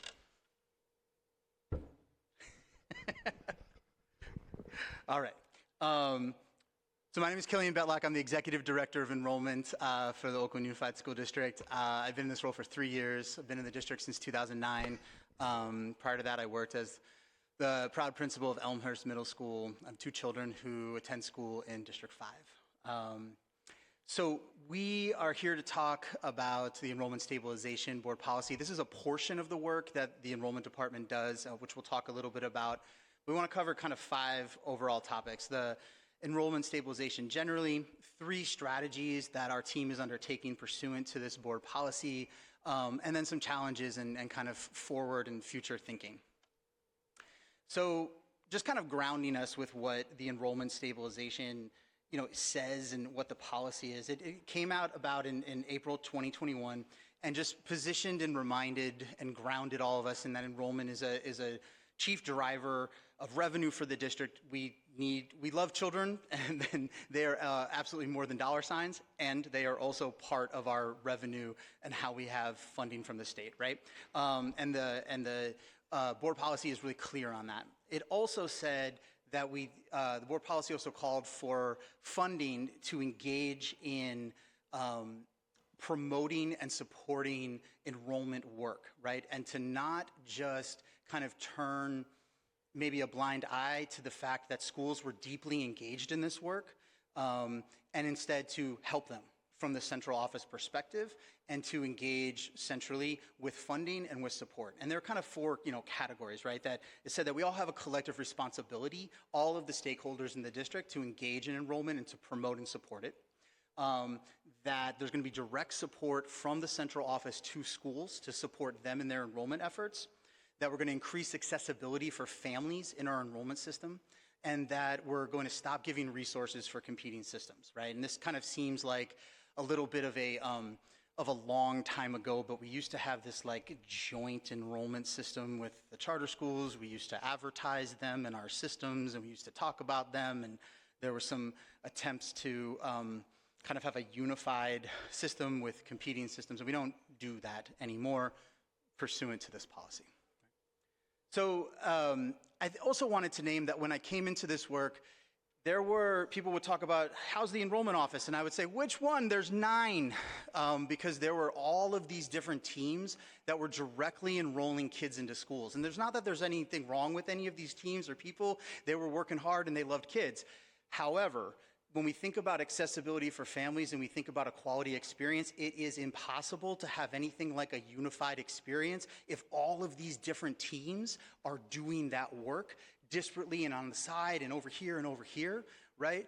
And this is actually one of the root causes of some of the complaints and concerns that came out of the enrollment, that came to the enrollment department, because there were so many different folks that were doing enrollment with kids, right? And so some of the work that came out of the board's passing of Attachment A, and then over interdepartmental collaboration and cooperation, and just bringing this back together to say, if we're going to have an enrollment department, we should have enrollment department and not many enrollment departments, right? We now have primarily one enrollment department with collaboration with the DHP office for obvious reasons, right? And then a very deep collaboration with part of the ELMA office called the Refugee and Asylee Office that works with students seeking refugee and asylee status, that is located in the main enrollment office at Lakeview.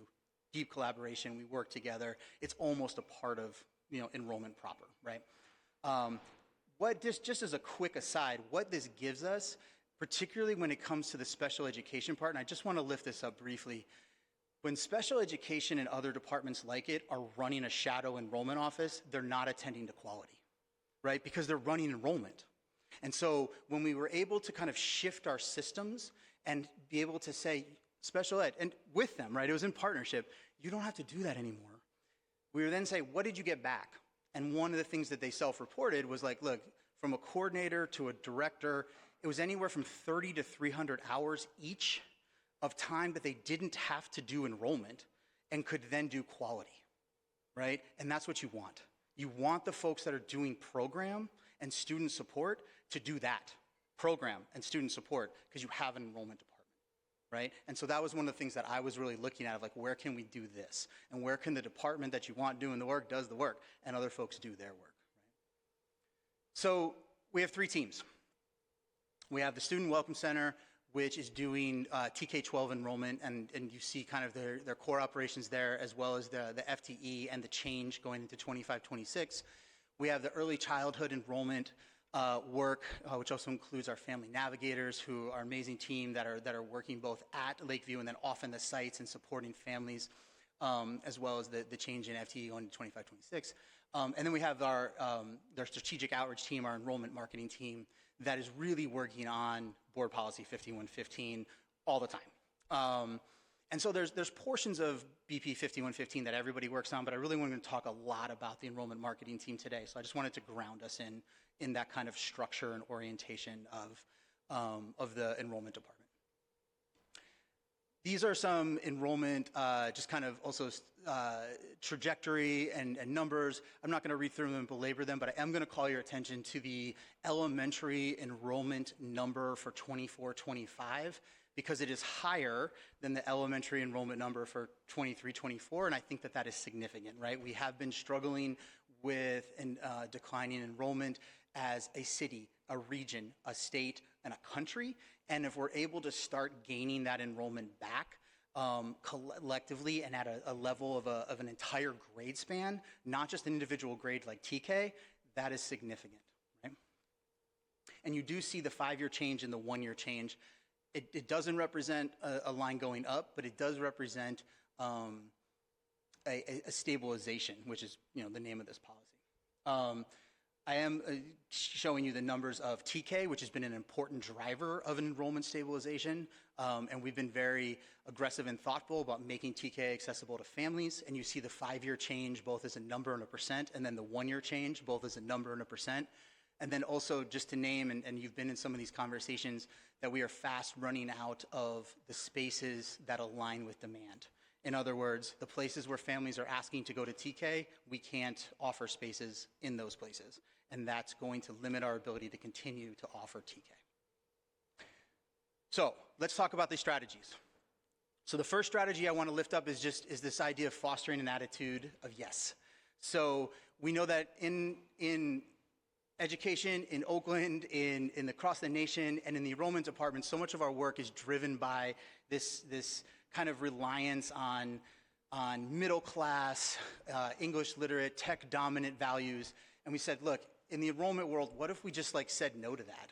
And what if we said, let's just orient and center multilingual, lower income, working class, tech timid families and say, let's build a system out from there, as opposed to maybe thinking about those folks as an afterthought, because that's who our community is, and that's who's growing the enrollment of this district, and that's also who's asking to use our services. It seems like a no-brainer. It's not always who we center, right? And so when we do that, we make different choices, right? And so some of the choices we did around this idea of an attitude of yes is we moved out of our old enrollment platform into a newer one. Some of the key things about this platform, it's mobile enhanced. Why does that matter? We found from the pandemic, lower income families, they're not sitting in a well-appointed den in a plush leather chair, getting on a device. They're going to be on their phones. So we need tools that are always mobile enhanced, so folks are getting on the internet there. It has special features where it's like if you need to pull up a document, it's going to go right to your photo library, right? Because that may be where your birth certificate is, not like in your pocket, because who walks around with your kid's birth certificate in your pocket, right? So those are just some really key things if we're talking about access, right? Lakeview is an interesting place to have an office. It's, I don't know how many months or years have been taken off my life being that close to the 580 fumes, but it's also not terribly accessible for lots of our community members who rely on public transportation. So we established 4 satellite offices across the district that are open from December until May. They're currently at West Oakland Middle School, Urban Promise Academy in the Fruitvale, Coliseum College Prep on the Havens Court campus, and Elmhurst in the 90s. And so what these are is bringing enrollment services closer to where the community who needs those services are. They're also selectively chosen because those campuses are very, very close to the places where we see families enrolling in charter schools for elementary and coming back into our district for middle schools. And so if we're putting the satellite offices there, we're facilitating that move, right? Because we're asking people just to be right there, and we're maybe growing that, right? And helping gain and bring back that enrollment. Significantly increased training and communication. This is not about just enrollment staff. We have to have all the stakeholders know how to do stuff, because families are still going to talk to people in the front office, and the front offices have to be experts.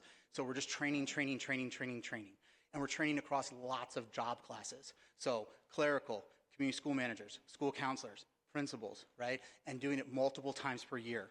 Okay, enrollment window's opening. Here's what you got to know. Offers are going out. Here's what you got to know. Intent to return's coming. Here's what you got to know. So I'm always showing up at people, showing up on the Zooms, and then trying to be available so that folks can get this information so that they can be expert too, and that we're not just holding this on our team or me, but that as families are going to the people they trust, those people have the information, right? And then just removing arbitrary barriers. I think one of the key things we've done is we have the 2-step process where we're not saying to a family, have every single document perfectly ready and ready to go before you can submit an application, because that's a barrier. First, we're saying, look, submit your application. You can't get an offer until everything's perfect because there's some legal stuff, but we have your application. We can case manage you to then get your stuff, right? So we're not going to say, if you don't have an IEP, you can't submit an application. Mark that your child needs IEP services. We'll help track that down from the school district that you're coming from, or the other community, or the preschool, right? And that really makes a difference because it brings people in, and then we can help solve and finish their application, right? We're not putting up those barriers. We're looking at alternatives for birth certificates for communities for where those are not common or where folks have lost them, instead of saying, pound sand, go find one, right? We're not asking people to pay money to pick up, like there's still school districts, I think this is actually illegal in California, but in other states, folks have to pay to get their documents, to get their transcripts, right? We buy those for folks if they're in our office and tell us they can't afford them, right? It's like, what do we need to get to yes? What are the impacts? We just have more applications, right? We're just seeing more folks apply because they can, because it's easier, because we're showing up to where they are, and the people that they talk to who aren't the enrollment staff know how to help because they've been trained, right? So even where we have fewer kids in our system sometimes, we're getting more applications and we're getting more on time. We're also seeing our stakeholders tell us that we're doing a better job, right? So every year there's this quality services to schools survey that goes out to all the stakeholders in the district, and what we're seeing is the green bars represent people saying good job, right? And we're seeing that over the last 3 years, those green bars are going up, right? So that is the OUSD community saying you're doing a good job, and that's important because those folks don't hesitate to tell you that you're not doing a good job when you're not doing a good job. And you know, look, there's some orange on there and there's some red, and some of that feedback is actually like the good job is nice, but like the where you messed up is better feedback to grow, right? And one of the things we took is there were some newer principals that gave really good feedback, and it was clear they weren't kind of understanding what this did, and so then we got in front of them and we helped them, right? And then we had some press, right? We had some good press, and that's always edifying. So strategy 2, increase visibility and brand awareness. And this subtext is like OUSD needs to be a first thought, not an afterthought, in all of our schools. And so there are things that we do literally better than everybody else, right? Like we have to name those and be proud of them. There's stuff that we can do better. There's places where we can be self-critical, but we can't be like so self-critical that we fail to acknowledge the places that we're great and growing and even better, right? So it's diverse and inclusive schools. It's our early literacy supports, dual language instruction, the vast expanse of opportunity that exists at middle school, right? People think about middle school as this opportunity wasteland. In OUSD, there are arts and athletics and computer science. The world-class college and career pathways that we have. We need to say these things, and we need to not wait for someone to tell us about ourselves. We need to tell our own stories, right? And we need to keep telling our own stories, and we need to get better at that and more better at it and help our schools get better at it, right? So what do? We broadly, promote our enrollment deadlines, right? And we do that through the lenses of those things, right? We table at events, we get out in the community, and we say, like, look, we're OUSD, and we're not like going to apologize for that. We're going to be out there and we're going to be proud. We're at all these events. We're connecting back to the world. We established our social media brands to help tell those stories, right? So Town Sprouts for elementary, Oak in the Middle for middle, the Link for high school. One of the innovations that we did this year is we started bringing in interns at the high school level to help tell those stories. Particularly, Skyline and Castlemont, they were doing amazing jobs because also like they're there. So of course they know the stuff, right? And so we're expanding to Madison Park 612 and McClymonds next year. And those are just like the nuanced stuff that like is not going to show up in like the media, but it's the good stuff, right? And then, we have our podcast, which is both super fun, but also another way to tell stories. Like that's a way people get their news. That's the way people get information, and being able to kind of like curate those stories around the things we do well, super critical.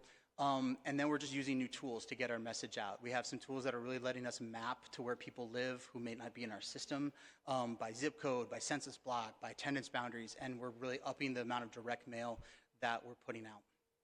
And so what are our impacts here? This data is not yet up to date, it's 1 year old because we're waiting for like official data to come out. But what you're looking at is like a pie chart by different systems.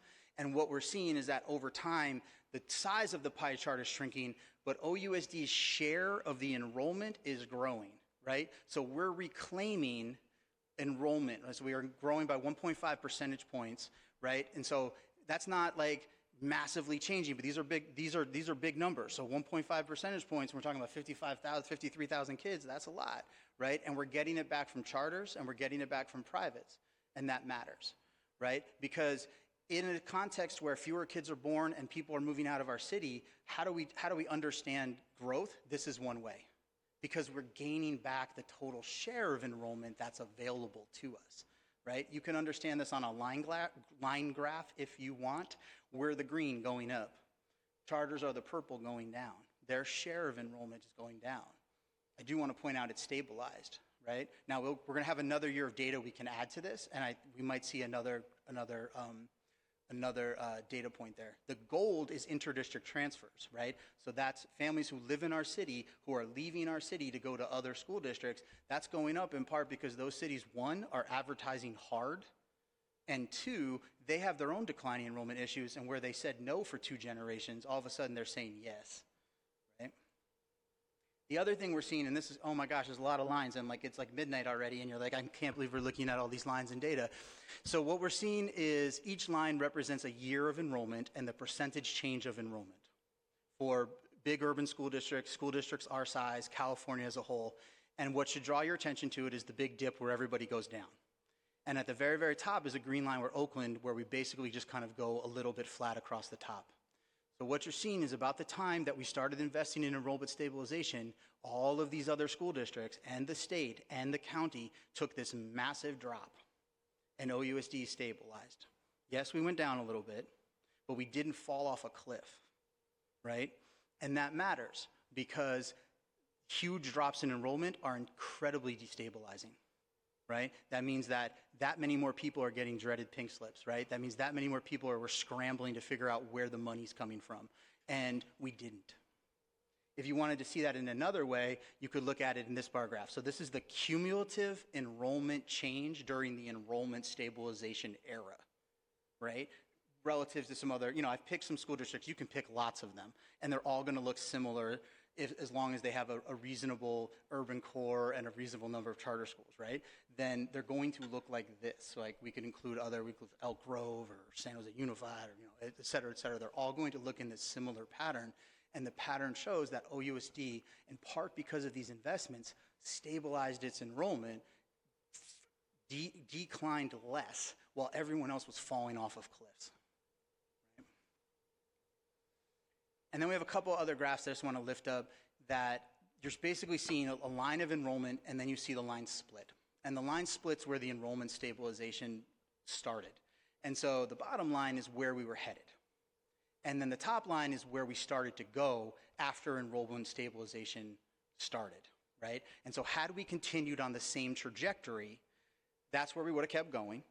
And then enrollment stabilization started, and this is where we started to go. And so it takes us on a difference of about 992 students. Now, some of this is projecting, right? So this is not all actuals. I want to be, very transparent about that. But I know we've all done the student math on our fingers of 992 students multiplied by XXX, $12,000, that looks like a large amount of money, right?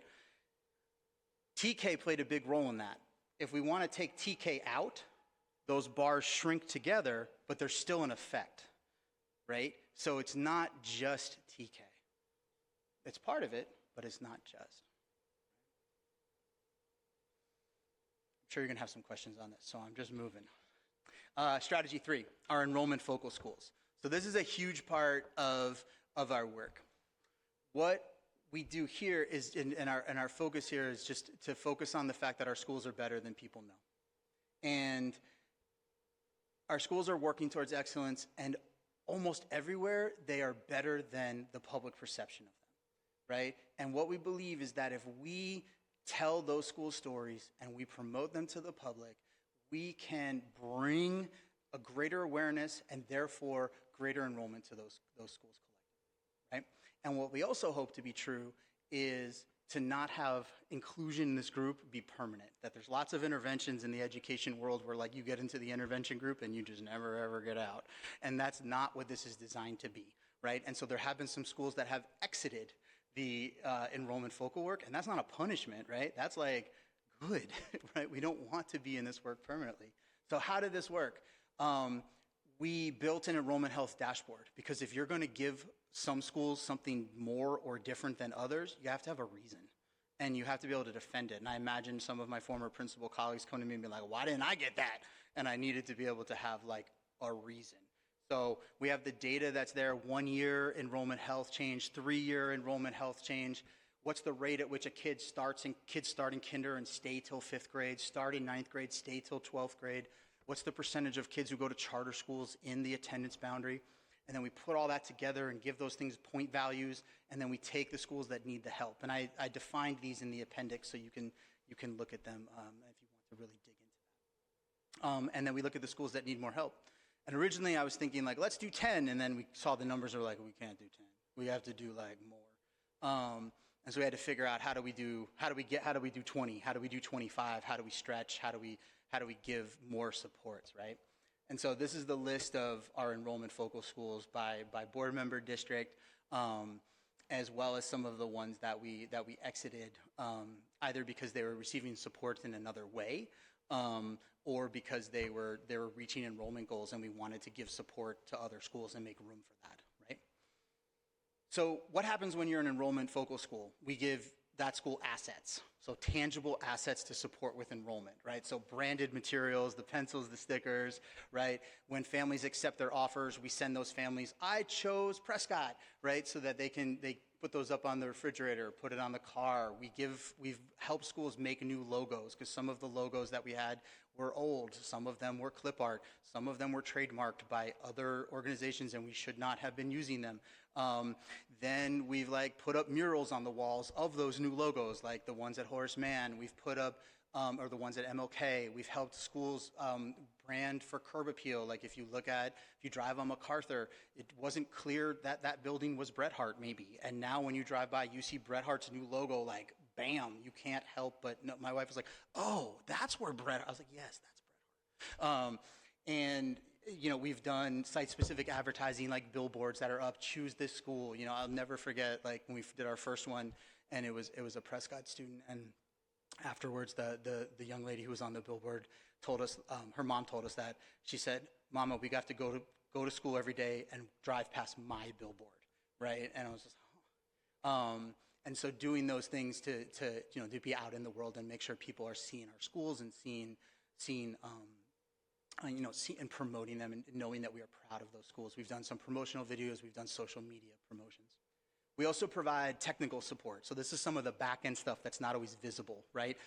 If families get offers to go to our focal schools, our staff is helping call those families. Hey, you got an offer. Can we help you accept? Do you want to know more about that school? What's going on, right?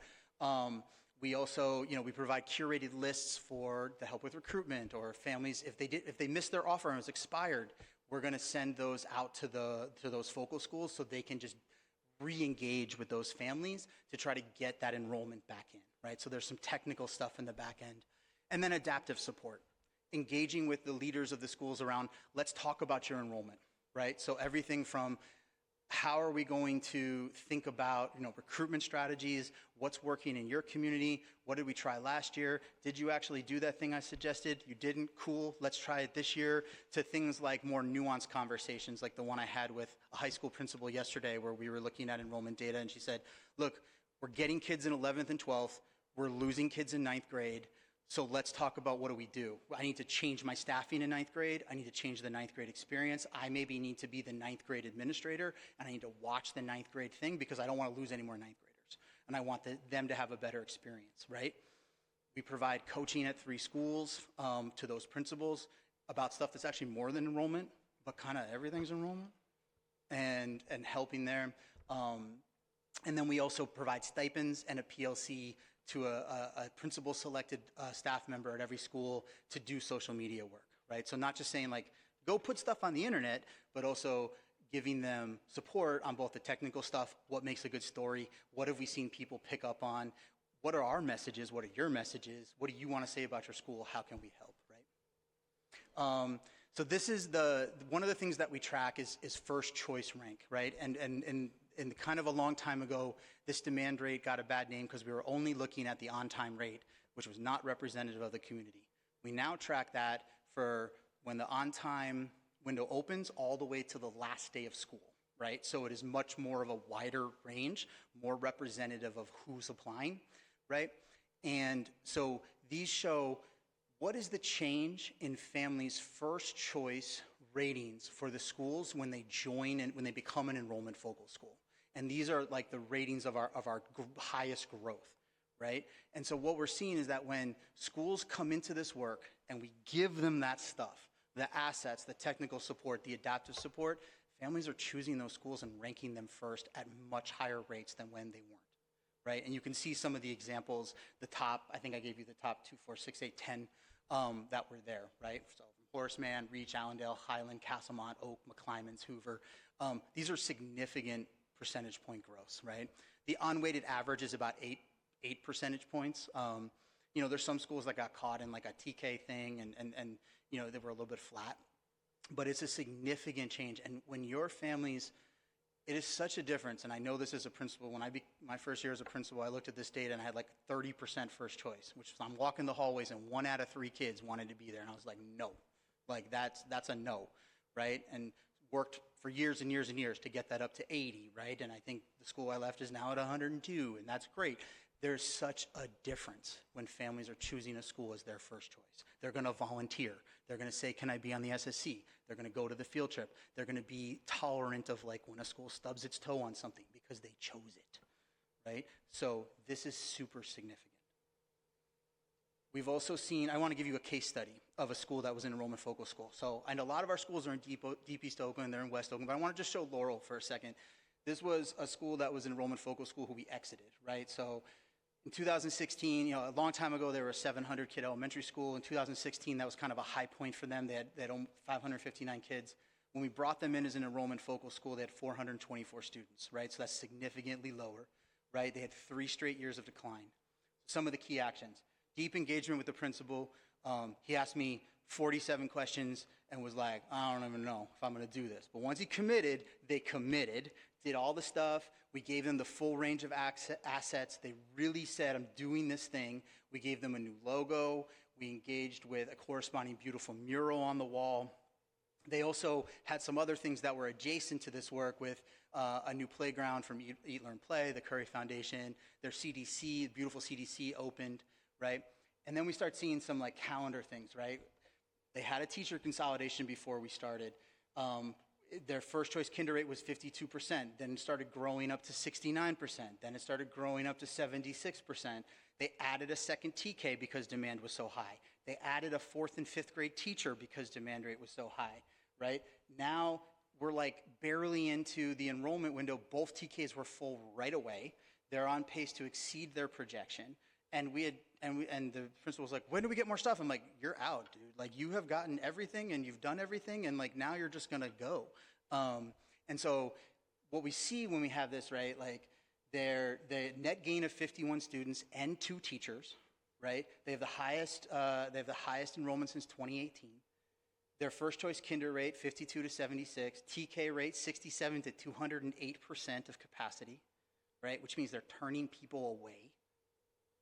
Their neighborhood enrollment rate, so the percentage of families who live in the neighborhood who are going, went from 30%, a little 31%, you know, up to 35.8. So like this work is not also about, it's also not about neighborhood schools, right? So it was bringing more folks from the neighborhood into the school. So I just think that's a really, and that's a story that we could tell about other schools as well. We tell it about Reach, we could tell it about Frick, right? We could tell it is a story that's ongoing at Prescott, right? It's a story we could tell about Allen and others, I really love your enthusiasm. And I got to be quiet because we got to go. All right. Because you are such a middle school, you and Cliff are like, you know, it's like, whoa, okay. Yep. All right. Let me just give you a couple things. So I'm going to blast through this. Birth rates are going down. People aren't having babies. That's a problem.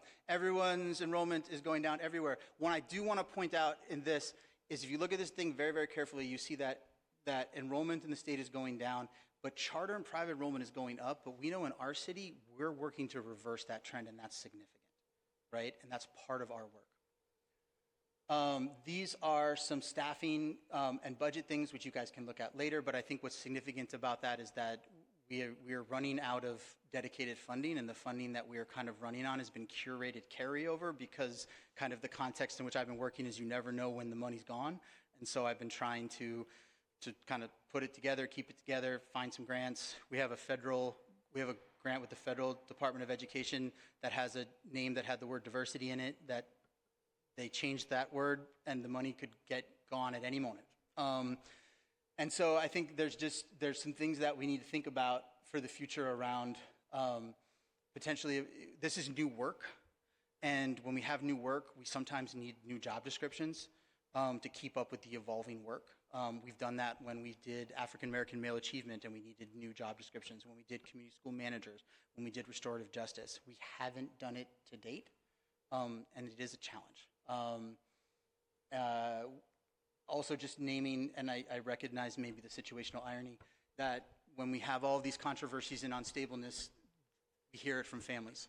And the things that collectively as leaders on the board, in labor, in senior leadership can do to support enrollment stabilization is to seek stabilization in our interpersonal relationships, in our leadership, because that type of safe and stable district is what families want, and they want it replicated at every level. And if we can, that is another thing that we can go for. So I've really appreciated this time. I'd love to answer questions. I also recognize the hour, so thank you so much. I really appreciate your enthusiasm. Are there any questions from the board?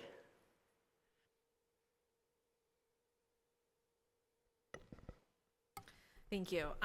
Yeah, I really appreciate it, and I will save some of my questions for an email to you later. Sure. But a couple things, or one thing that I noticed was your need for multilingual staff. Mm-hmm. And can you express like specific languages or specific communities that you are unable to tap into at the moment because of that lack of diversity? So we've right now we have bilingual staff who are bilingual native speakers of Spanish, Arabic, Cantonese, Mandarin, and Vietnamese in our office, as well as Mom. And that's great. And that feels like super fortunate because none of those positions have a bilingual tag to them. So I'm just naming that, like, in the absence of that, that's not necessarily something that is a guarantee to always continue. I'm proud of that, and I'm glad it's there, and I want us to always be able to offer that and to never be in a place where we're like, we can't serve you because of language needs, right? Because that's a part of this board policy that says provide access. And one thing I was also going to ask about, because it's been named a couple times when we talk about school enrollment, is the phrase that school is full. Yep. When it's a low enrolled school. Yes. And we know it. Yep. So what has your office done to change language, sure, think about enrollment differently to support those school sites? Yep. I mean, I'm going to draw your attention back to just like that slide all the way back here is like, one, when we centralize the enrollment office, we have a lot easier time providing training and giving information out. When you had 9 different groups giving that information to families, your chances of giving inaccurate information about the status of a school went through the roof. So I think that we are giving much more accurate information. We have internal documents that have every school and every grade level at every school classified green, yellow, red. Green means an enrollment specialist can enroll a family at that school at that grade level without checking because there's enough space. Yellow means we might have 1 or 2 seats, so you check in with myself or the director, and red means that that grade level is full. We also have, there have also been, like, I can't tell you how many times I get asked, what's the class size max for my school, right? And so, like, that's not, you'd think that'd be common knowledge, but, like, there's a lot of misunderstandings and misknowledge, so, like, what somebody may think something is or what it was once or what is and so that drives misunderstandings too. I think also, I put the slide foster an attitude of yes, is like if we had an enrollment office that starts with no, and I'm not saying we did, but I'm saying that this enrollment office starts with yes. And that's deliberate and it's said and that's an attitude and that's the one that we're going to continue going. 2 questions. You don't have to answer them right away. I'm embarrassed that I have not met with you one-on-one, especially because I think this presentation was amazing and I want to know more, learn more, and do more on behalf of enrollment. My first question is around how you might measure or share with us some stories around the impact of focusing on enrollment for these focal schools and sort of like the potential unintended positive impact it might have on outcomes. Culture is really important. I do think there's a direct relationship between school culture and outcomes, and just if you're spending all this time with communities designing logos and doing murals. I know that that affects how people feel in a place, and so I'm just very curious how that shows up in the data or just even in your anecdotal conversations with folks. And then the second question is around one of the slides you presented around cost. And because there is a little bit of like uncertainty around budget and revenue and how we might continue to cover the cost of these things, I'm curious what parts of what you're doing you consider essential, and how much everything costs, but especially the things that feel essential, so that as we continue doing budget, having budget conversations, we can be mindful of that, because this seems like work that we want to protect. I think I really like your first question. I really agree with it. I have some opinions, with my old principal hat on, but I think that what you're sparking in me is a desire to loop back with some of those schools and ask those questions, right? And to be intellectually honest, some of my statements, have them tell their story, right? Because I do think, because I think the story about the Prescott student who said, "Mama, we're going to drive by my billboard every day to school," that does more than just enrollment, right, to a community. And there was a principal when we put the mural up at her school. She came to me and said, "I can't remember the last time someone did what they said they were going to do," right? And one, that should be rare, but also that matters, right? And I had their front office person said, "I love seeing this when I drive in," right? And so, yes, I think those things really matter. And of course, we're not the only team that does stuff like that, and nowhere near, so I don't want to position ourselves anywhere near as doing things. To your second point, I would love to really do some thinking about that and get back to you if and if we were kind of posed with that. I think we've reduced staff, and you can see that in the slide, by more than 50%. And so that's also constrained some of the things that we can do. That often we're asked, why aren't you beating the bushes and knocking the doors? And we have one staff member on this team who's doing a lot of social media, and we have one staff member who's doing literally everything else, like graphic designer, supervision, strategy, data, implementation, you know what I mean? And then there's whatever portion of my time when I'm not managing all the other teams, plus the larger department. And so there is some trade-offs there around that. But I'd love some opportunities to give you a more nuanced answer, particularly if we wanted to be very, very clear. But I think the last thing I'll say is, when we look at the behavior of our competing systems, they also tell us what matters too, right? Like drive down 880, and we'll be up there in a second. Like we've actually been delaying based on what we know about our family's enrollment patterns. Like when they spent money, I was fine with that, because that's not when I wanted to spend money. Because I have the data. But when you see what they do, they're telling us what part of our playbook they wanted to emulate. And I do think it's our playbook that they're emulating. And I'm happy with them spending money. I think that's good. But I think that also gives us data back, right, about what we should continue to do.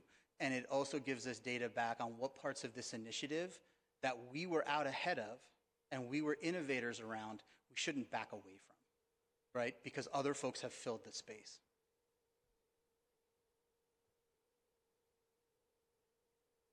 I'll just make a couple of quick comments. I mean, I think I also really appreciate the work, and I, as full disclosure, a person who was on the enrollment working group where this work grew out of, and a person whose kids are at focal schools that I've seen grow from this work, and a person who enrolled my kids on my phone and my friends, on their phone. I follow Town Sprouts and Oakland in the Middle and the Link. I just want to say that I think that this work is important for two reasons. One is it is revenue generating. Like, as much as we sometimes, I think, like, they're my kids in these schools, it's also that those kids make schools more stable, right? And it's every kid that comes into our schools and a family that joins our schools makes the school better and stronger. And I think this work is also just so important because it stabilizes our budget, but it stabilizes our schools. And I also, full disclosure, like last meeting, introduced the, the resolution to fund enrollment stabilization, because that while we didn't, kind of break all of the odds and grow our enrollment by 10%, those graphs tell a story about where the much harder decisions, even harder decisions we would have to make if this work didn't exist. And so, to your point, Director Barry, that's the ongoing funding, at least in the resolution, that I think is that it should live in the base, because this work is really, I think, really fundamental to the future of our district. It feels really, and again, I think the capacity building is huge, but also the ways in which it has changed our framework in our own minds as OUSD around, we're the place where you send your kids. Like, we are the best system. We don't have to apologize. Again, I don't, I could probably let this go on for like 2 more hours, but thank you for the work. And I look forward to the conversation with my colleagues around the resolution when it comes back. Thanks. Thank you. Are there any other? Director Williams? Director Killian, thank you very much. Appreciate it. Really like the data. It's all coming together now, so really appreciate it. Love the engagement you've been doing with the schools and just really spreading that message. I think the one-to-one conversations as you're checking in with the administrators and really trying to get a sense of what they need has really been helpful. I've heard that from a number of administrators in District 3, that you pick up the phone and you talk to them, and that hasn't happened. So you've brought like a real fresh approach to our enrollment policy, and so just want to thank you for that. Secondly, I just really want to continue to push us in communicating with our parents. One of the things we do have is Parent Square, which goes out to our school community. But there's also a community of parents out there that don't have Parent Square. And I've talked to administrators. They don't have a good idea of how to make that connection, right? And so I think that's something that either schools and the school sites have to really incentivize staff and teachers to go door to door to talk to individuals.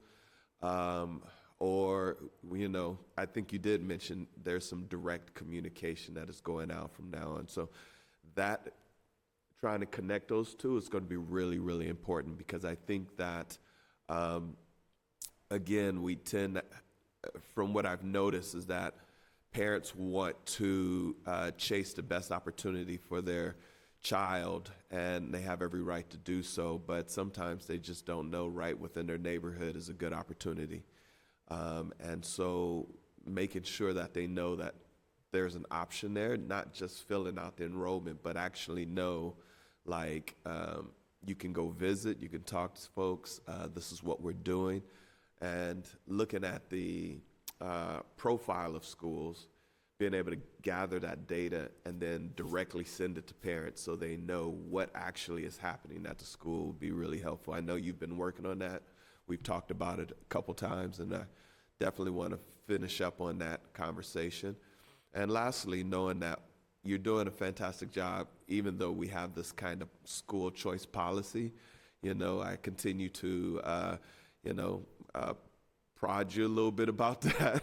I think there's a conversation there, because what you've done is you've looked at the data, you created the reflections. I think we need to look at the policy and do the reflection, look at the data and see how successful it has been in what the original intent is, and then see if it actually accomplished what the intent was, or do we need to actually make some adjustments, a little reflection. So I want to keep that on your radar as well.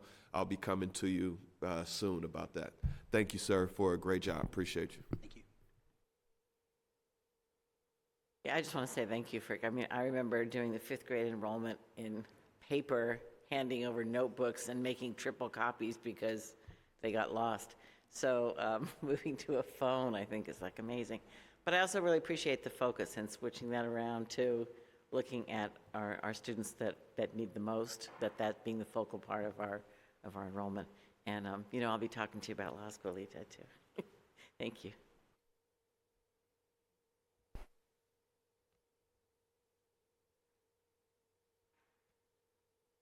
The last thing we have on here is the application for provisional. We have public comment, President Buhar. Comment. For Sorry, and you waited, so. Thank you. Yeah. No, I know it's late, and I won't take too much of your time. I don't know why everyone else isn't still here. Obviously, this is a very important issue. For public speaker, we have Ben Tabscott, Asalo Rabala, A.V. Ringer, and Shayona Mohammed. I just wanted to, it does seem like money well spent. I mean, right, these are people that are bringing revenue into the district. So I want to thank you for that presentation. I just wanted to highlight one piece of data that I've been exploring that was brought up in the presentation, and it's the percentage of kids in an attendance area that are going to that neighborhood school, okay? And it was mentioned. The data I was able to kind of construct through the LiveGo data that's out there, you can include charter schools in that. And when you do that, there are over 20 elementary schools with fewer than a third of the eligible kids in that neighborhood going to that school.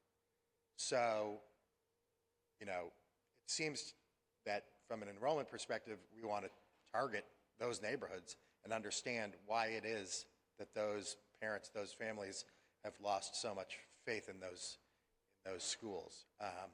I'm a parent at Laurel of a kindergartner, so I guess we were, some of the ones brought in by that focal policy. But I'll tell you why we're there. It's because we're in one of those neighborhoods where the number that's spit out of this analysis is about 20% of my neighborhood actually goes to our neighborhood school. That's Global Family. So that's why we're at Laurel. I mean, we're very happy to be at Laurel, but it's not because of the new logo or the new mural. It's because there are neighborhoods very close by where people, for whatever reason, don't want to go to those schools. So I want to thank you guys, and I'll leave it there. Thank you. Next speaker, please.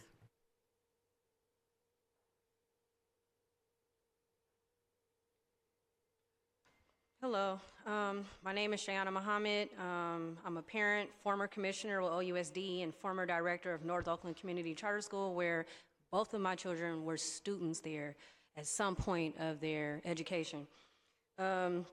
We experienced an unethical closure at that time. Much of the fumbles regarding the voluntary separation of Ms. Trammel echoes what happened to us last year.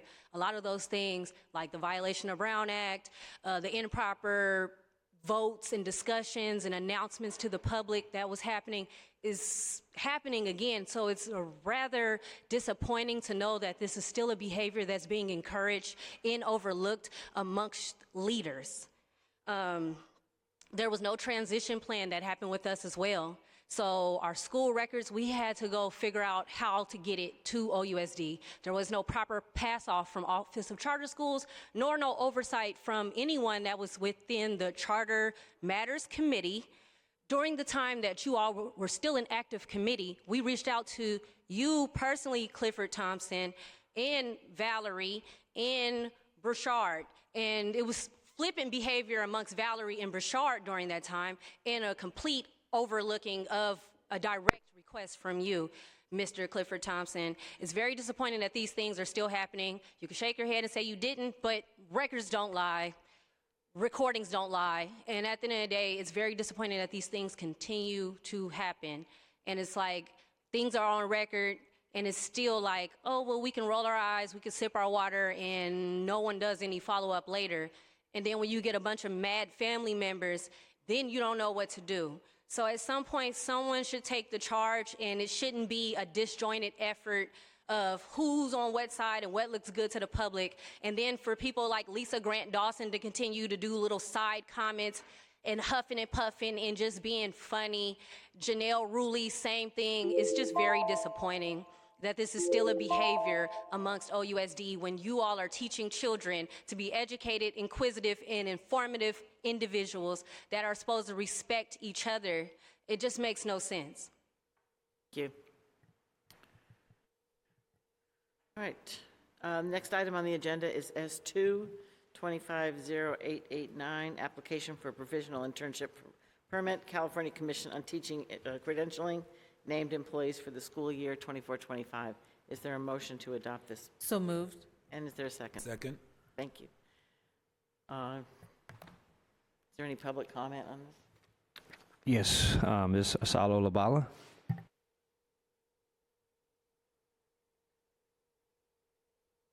Looks like she's not here. Right, That she's not. concludes public speakers. Okay. And can we take a roll call on the vote, please? Student directors are absent. Director Hutchinson is also absent.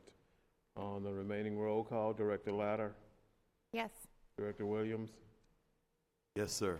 Director Barry, Yes. Director Thompson, Yes. Vice President Batchelor, Yes. and President Brohard.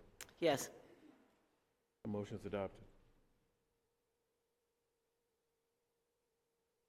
To do anything else, I suggest a motion to extend. Is there a motion to extend the clock? Motion to extend for 10 minutes. Second. On the motion to extend the meeting, 11 student directors are absent.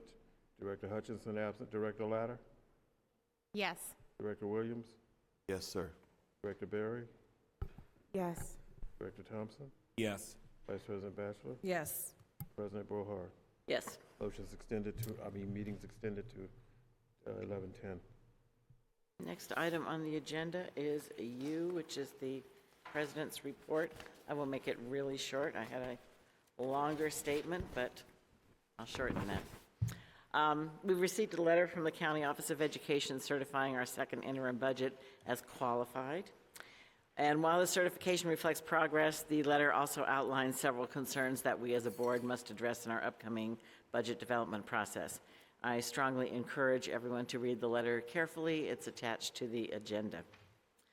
This past week, Vice President Batchelor and I had the opportunity to meet in person with our elementary principals at Brookfield, as well as virtually with elementary, middle, and high school principals. These meetings were candid and at times difficult. Our principals expressed several pressing concerns, including district leadership stability, staff conflict at school sites, budget uncertainties for the next year, and the critical need to address literacy challenges, equitable access to curriculum, and effective literacy instruction. These conversations were painful but necessary, and as board directors, it is our responsibility to listen and act with empathy and integrity and purpose. As board president, I want to emphasize that for our students to learn and thrive in a joyful school environment, we adults must model the behavior that we expect from our students. Respecting our collective bargaining agreements is not only a legal obligation, but it is foundational to a strong and functioning school system. These contracts are living documents that shape the working conditions of all of our employees, and when honored, they make our schools stronger. There's been much attention in the media regarding the superintendent's contract, and a joint statement has been issued to address many of the concerns. Unfortunately, confidential close discussions were inappropriately shared publicly on the dais, social media, and the press. This breach of trust created confusion and distress among our staff, students, families, and community members. Due to Brown Act limitations, we were unable to respond as openly as we would have liked, but still I must clearly state the illegal release of closed session information undermined the stability of that our community depends on from this board. What we owe to our staff, our students, our parents, and our community is steady, responsible leadership. Leadership that ensures every student in OUSD graduates for career, college, and community ready. But on another note, I'd really like to close celebrating once again tonight, a historic milestone in the return of local control to our district. Thank you. And are there any board reports? Director Thompson. Yeah, I just want to mention that the annual Marsha Rhines writing scholarship has been extended to April 30th. And so if there are any principals online who are listening or counselors, you can let your high school students know, juniors and seniors, that that scholarship is available. First place is $5,000. Second place is $3,000. Third place is $1,800. Also honorable mentions, and there's a special outstanding $1,000 award given to a junior who writes an outstanding essay. So we want to make sure that our schools know about this. Could you, oh my goodness, could you text us that, that Could you send us that Thank you. information? Yeah, I can, yeah, I'll send it, yeah. I Director Lund. am yielding my report time just to say shout out to the GOAT, Superintendent Kyla Johnson-Trammel. This meeting was chock full of things to celebrate, and leadership makes things like that possible. Obviously, it's a team effort, a village effort, but I just want to give her a shout out today. I remember the first time that I saw her in a room. I was staffing the mayor at a time, and she's just always been so big to me. Big heart, super power, grace, holding a lot of challenging situations with poise. And, you know, I just want to lift up the awesome work. Someone send the superintendent a highlight reel of tonight's celebrations, because I think, you know, we owe her a great deal of gratitude. That's it.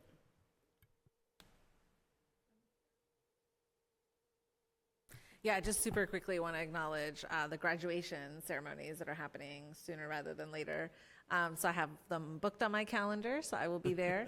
I am also asking specifically our elementaries and middles, any promotions and graduations you have coming up in my district, please, please, please let me know, because I would love to celebrate our littlest to our not so littlest anymore folks. And yeah, and that's it, yeah.